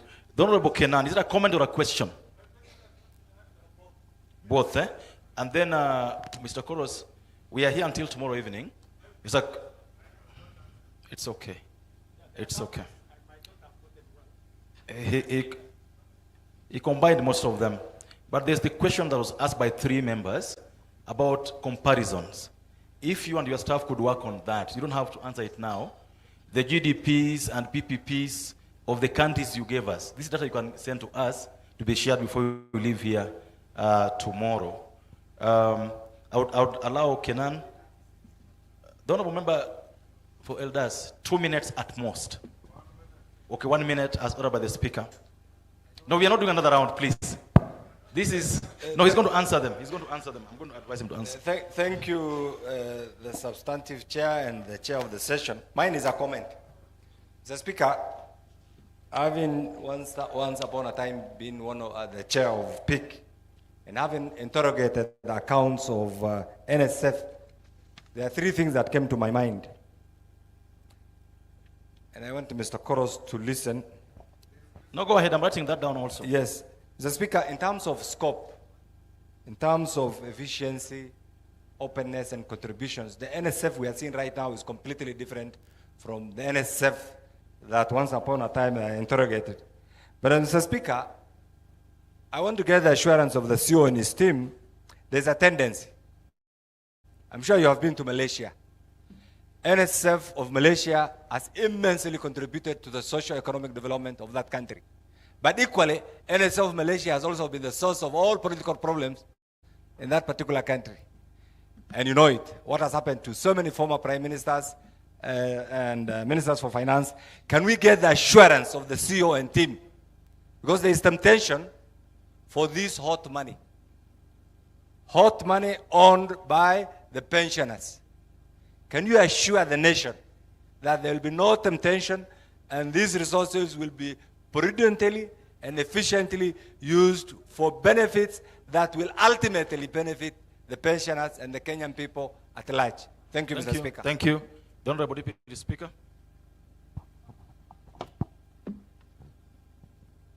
Thank you. I know you said that you're going to try and include the informal sector, which is about 16 million people, as opposed to just relying on the 3 million that are in the formal sector. You've said how Nyota will be, Nyota, you're already recouping some money for them to save, people who are on Hustler Fund. How are you going to get the ordinary women in the market, the small traders on the street? Did you explain that? Thank you. Bonakoros, there are questions about, two questions. One was about those who retired before 45. Yeah, and then there's a question about the 18% and the 80% that are not getting in. Okay?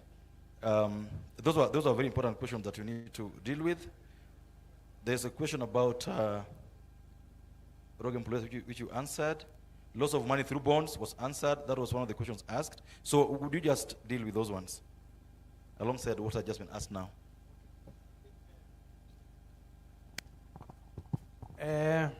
Thank you for those questions. I think I'll go with, I'll start with Kainan, Honorable. The issue of the story of Malaysia. The story of Malaysia, more or less the story of NSSF of yesteryears, you remember. Mirrors each other. And what I would say is, of course, everybody who has been in NSSF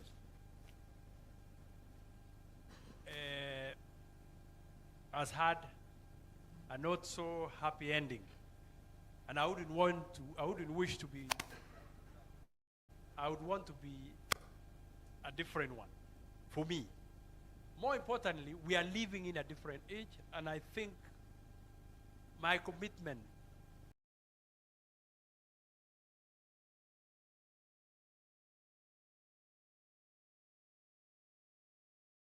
make a difference. We want to leave a legacy that will be remembered.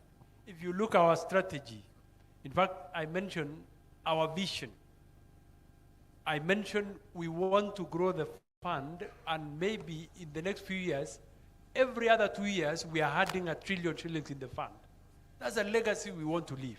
And we are not about to ruin that legacy for the odd money that is easy come, easy go. I believe I want to give that commitment that we are doing our best. We have reformed NSSF. We are transforming NSSF every bit, every minute, every time. And we believe we will not get to that situation. On the issue of the speakers, the deputy speaker, Nyota, I mentioned partnership. Let me just sum it that way. We are going to work with members of parliament. We are going to work with organized groups. We are going to roll out engagement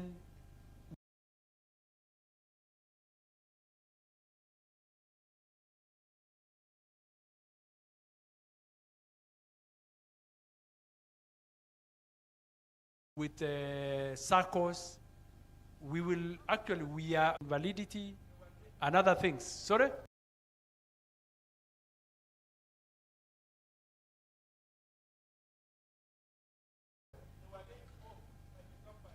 Yes. Sorry?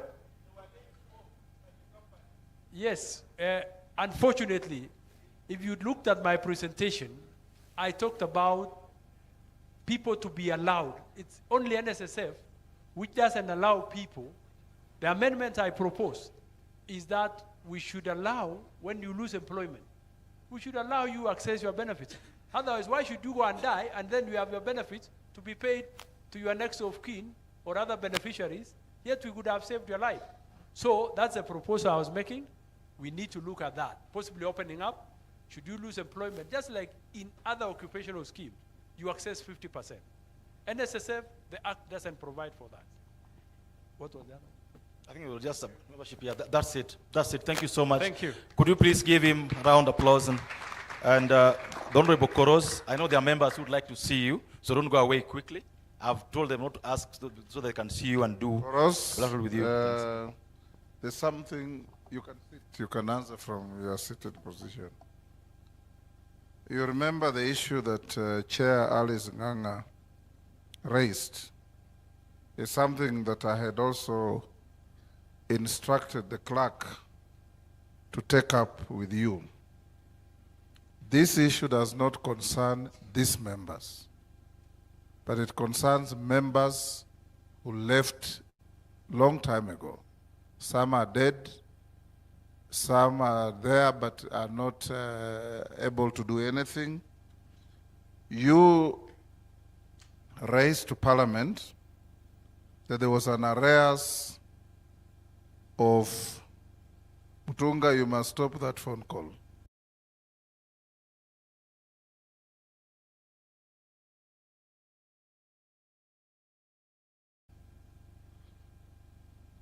That there was an arrears of 24 million, sorry, there was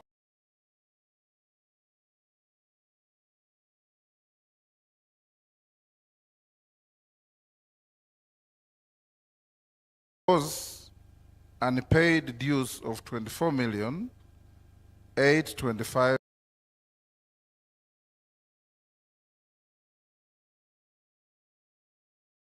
039 that had attracted liabilities in terms of interest of 102,625. You can see the difference. The principal 24 million, penalties 102 million. I instructed the clerk and he actually paid your principal of 24. So in terms of principal, we owe you nothing.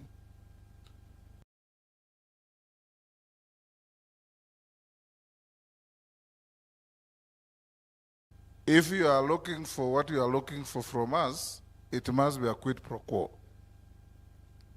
So and the law allows you to waive penalties and interest. So we request you that as we consider what you are requesting, you also, quid pro quo, waive the 102,625,000 because it's just unfair penalties and interest.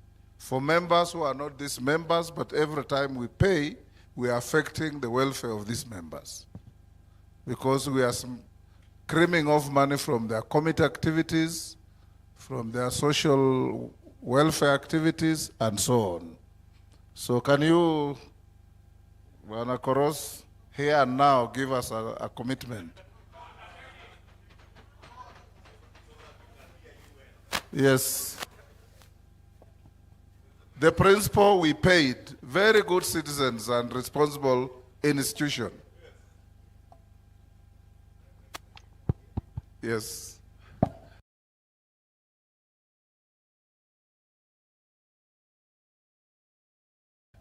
Mheshimiwa Speaker, I think I've answered that question.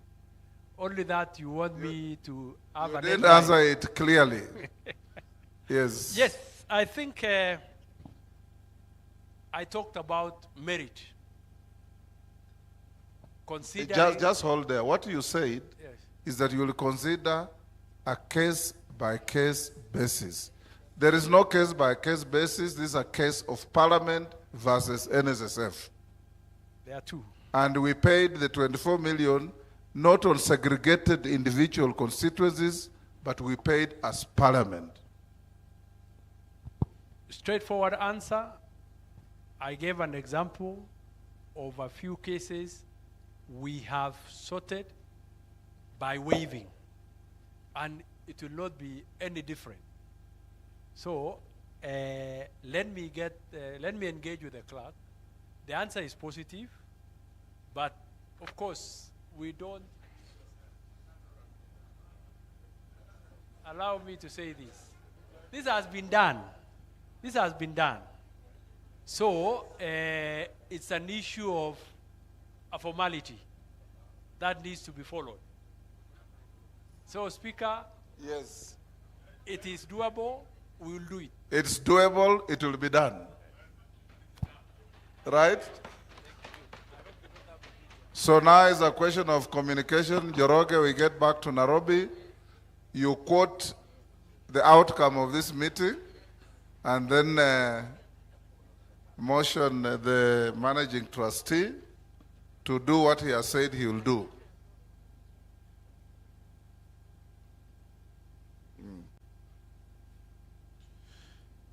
David, back to you. Sure that the issue of NSSF has been sorted. Majority leader has heard us before we bring the amendments to Parliament. Imesemekana vizuri sana vile itakuwa. Yes. All members, the next session appears in your program paper at page 23. The item appearing for discussion at between 5:30 and 6:30 p.m. today. Navigating the 2025-2026 budget and the roadmap for the 2026-2027 budget.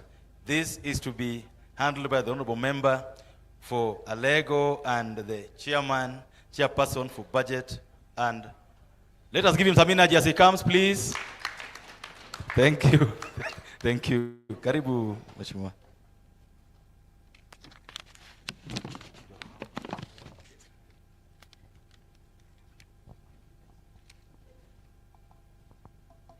Thank you very much, Honorable David Ochieng, the Speaker of National Assembly, the Majority Leader, our able and competent clerk. Members, I want to take you through a very brief presentation of what is now known as navigating the 2025-26 budget and the roadmap for financial year 2026-2027. Members, this presentation is very simple. Yes, and it is meant to prepare you for the discussions that we are going to have tomorrow when the Treasury team is here. So I want you to be very keen, and then you can be able to capture some of the things that we are going to ask the CS. The slides, please. Yeah, so, and the presentation is divided into 3 sections. The first section, I will be giving you the overview of the budget, which you passed last year in June. 2025-2026 budget. I just show you what you actually passed. And then we will look at the budget performance, how that budget has been implemented up to around November, 30th November. And lastly, I'll be able to share with you the budget calendar for the next session. Next session. So to start us off,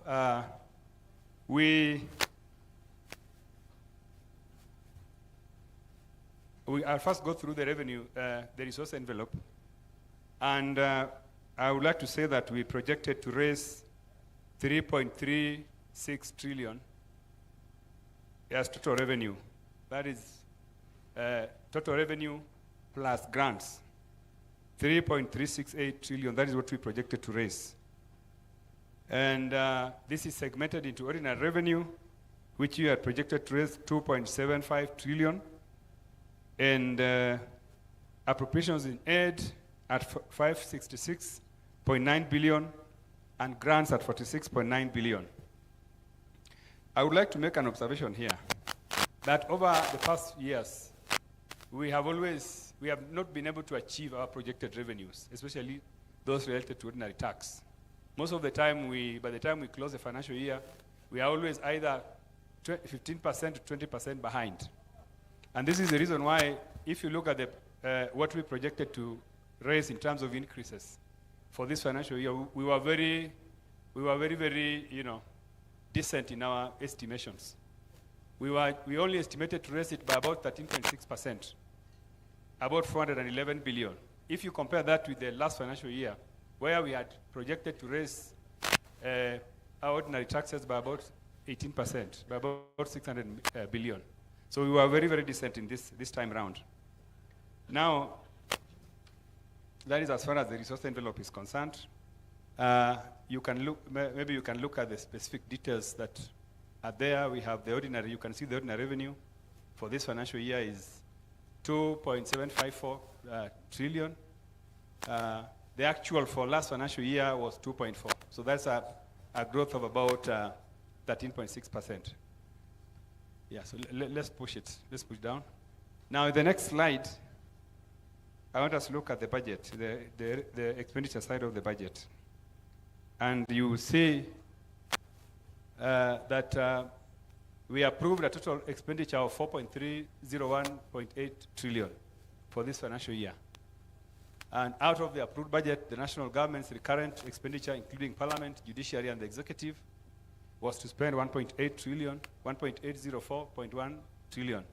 Development expenditure was projected at 744.84 billion. And this represents a 26% increase. That is an increase by 155.3 billion from the previous financial year, that is 2024-2025, where our development expenditure was 589.6 billion. I have noted, members, and this is a trend that has also happened over the years, that we are always slow in, implementing and spending development vote. This has happened over the years. If you look at 2018, 2019, for example, in the next slide, you see that in 2018, 2019 financial year, we projected to spend 586.1 billion out of a budget of 2.4 trillion, while the development expenditure that was actually, while in the next financial year, which is 2024-25, that is the last financial year, we were projected to spend 589.56 out of a budget of 3.9 trillion. So you see that if you compare the entire budget vis-a-vis what we spend on development, there's a problem because the development vote expenditure is very, very tiny. Members, there's a problem. The problem with this, with our estimates and with our budget, is now the public debt. If you can see there, you see that we are projecting to spend 1.9. Share with you the trend, what we have spent on servicing interest on public debt for the last 3 years. In the next slide. In the next slide, you see that in the year 2022-2023, we spent 687 billion as interest on public debt. 2023-2024, 840 billion. 2024-2025, we spent 995 billion. Now we are projecting to spend 1.97 trillion in this financial year. So that will form the next debate which we are going to have with the minister, why we are thinking about other sources of raising revenue to fund our budgets. You are aware that the government has plans, first of all, to sell some of their strategic shares in strategic parastatals as part of addressing this problem of amount of resources we are spending on servicing public debt. Now I think we can move. Maybe there's something I need to share on that slide. Is the amount of money we are going to spend on equitable share, county equitable share. You can see that we are spending about 415 billion money that is going to counties. So you should also be, you should know how much money your counties are getting, and we are in a broad-based government. One of the items in the 10-point agenda. I need to explain this, Honorable Speaker, because there's a very big debate out there that we are not implementing the 10-point agenda. And in that 10-point agenda, it was written, it was captured, that we are supposed to raise county shareable revenue to 450 billion. We are at 415. We are moving slowly. In the next budget, we could be at 450. You never know. So when somebody tells you we are not implementing the 10-point agenda, you tell them that this is one of the items which is even more critical, and you can see the the allocations going up. Yeah, let us move on to the next slide now, where now I want to show you I want to discuss the implementation of the current budget. And as at November 2025, the Exchequer releases for the National Treasury indicated that they had collected 35%. That is 951.9 billion of expected ordinary revenue, collection of 2.754. Out of what we projected, as at 30th November, what has been collected is only 951.95 billion. It means we are not trending very well also in that respect. That KRA needs to pull up their socks and be able to raise more revenues. Because if we go on with this trend, we may not be able to achieve, our projected revenues. Though in the month of December, the collections went up. And as you can see, we were able to collect about 1.2, we are at 1.251 trillion. Now, if we go on with this trend in January, February, then probably by the end of the financial year, we could be somewhere. Of course, there was a shortfall of 57 billion up to November 30th. That is a lot, 57 billion shortfall. Now, the main contributors to the shortfall in revenue collection include payee, which had a shortfall of 27 billion below target, and domestic VAT, which had 15.3 billion below target. Now, just as what I've explained, if collection does not pick up in the second half of the financial year, then we might be having problems. Let us proceed. The next slide. Now, that is the revenue performance as at 30th of June, 30th of November 2025. In this table, you can see that we have collected only 35% of the projected revenue. Let us proceed. Now, in terms of implementation of the expenditure side of the budget, as at November 2025, National Treasury had released only 40%. That is 594.62 billion out of 1.47 trillion, which was approved as ministerial net recurrent expenditures.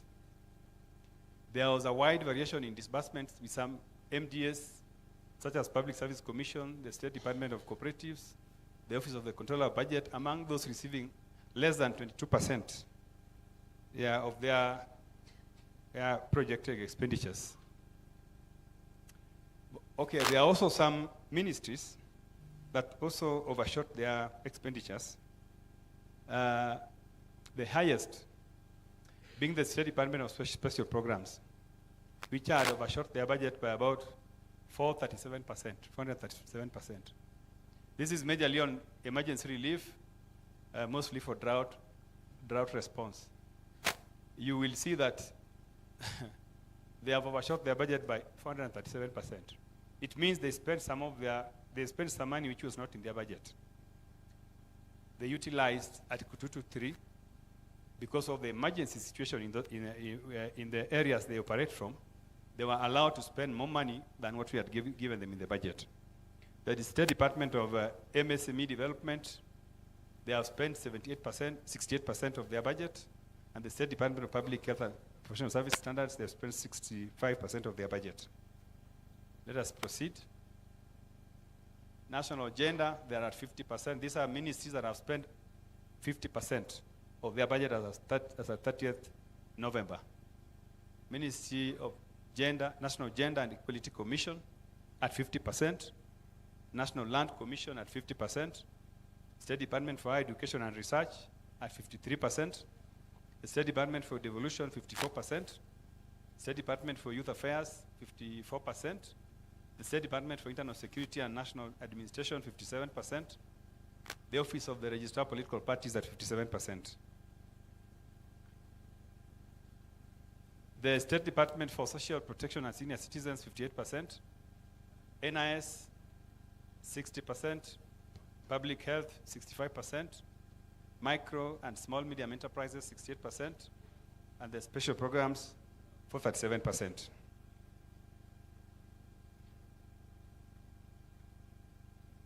Now, on the development, that was recurrent expenditure that I was explaining to you. Now, let us look at the development vote. Now, the development vote has been sluggish. As at November 2025, Treasury had only released 30% of the development vote.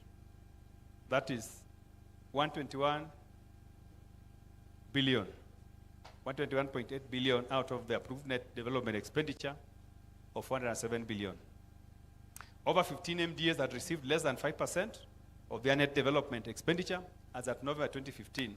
This includes the State Department for Mining, the State Department for Devolution, the State Department for Public Works, among others.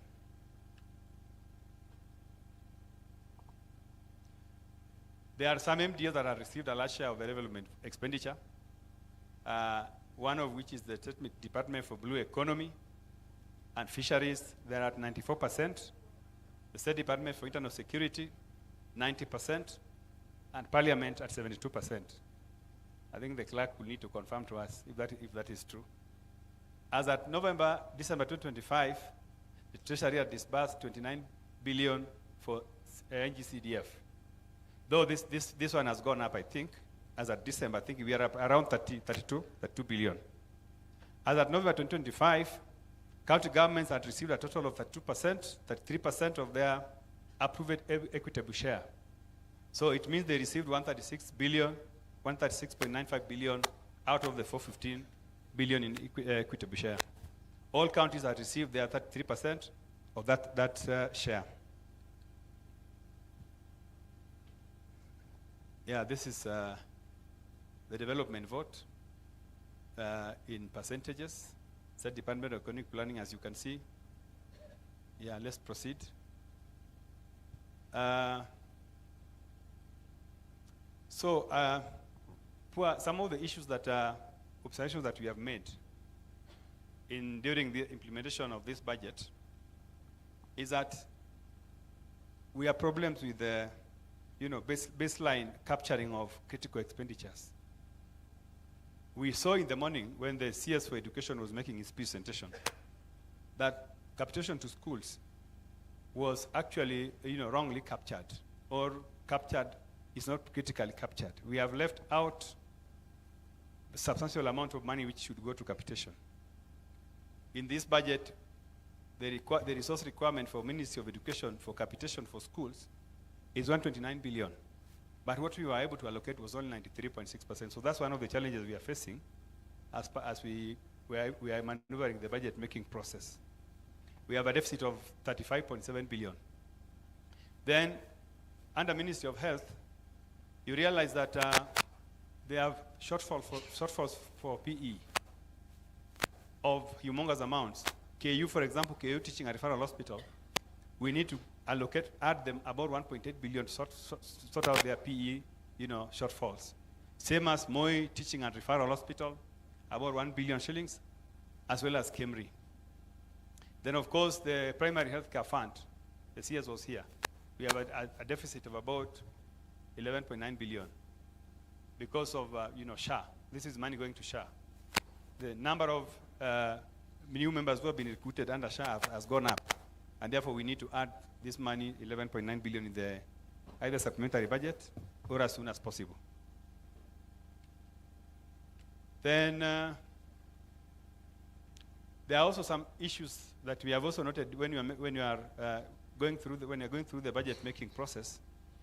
Is that whereas department committees, when you are going through your budget, you normally make changes, and these changes you make them in consultation with the relevant MDAs and ministries.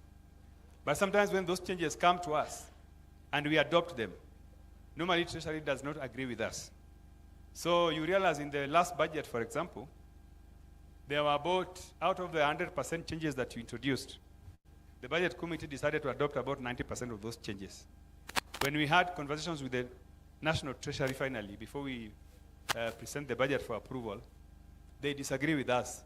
And sometimes we listen to them, but most of the time we want to listen to the departmental committees because you are the people who interact with the ministries and MDS. Then there are also cases where we're just about to close the budget, but then the Treasury decides to send us a new addendum, introducing a new budget in the process. So in most cases, we have adopted those addendums, but we want to say that it is an area that of interest to us. Why Treasury would normally at the tail end of the budget process, they want us to incorporate new items in the budget at the tail end. Then, of course, the biggest problem again is Article 223. So you realize that this usage of this article is, we are unable to, to stop it, but it's a big problem. Because the expenditure that occur under Article 223, some of them are so strategic, especially those ones on security operations. They cannot wait. But again, it is something that affects our budget making process because the expenditure that were not part of were not foreseen when we were writing the budget. Proceed. Yeah, so as I said, the budget committee carried 90% of your recommendations when we were, doing our final budget. And lastly, we have issues of pending bills. We have noted that in comparison to last financial year, the pending bills have continued to pile. For example, in the last financial year, total pending bills was 516 billion. To date, the total pending bills stand at 524.8 billion. So the continuous piling of pending bills is something that we need to be careful about as Parliament. And we know we have a report that a total of 115,617 claims worth 664.8 billion were submitted for verification, of which 68% of that has been analyzed and verified. So I think that's an area that we need to take up with the Treasury.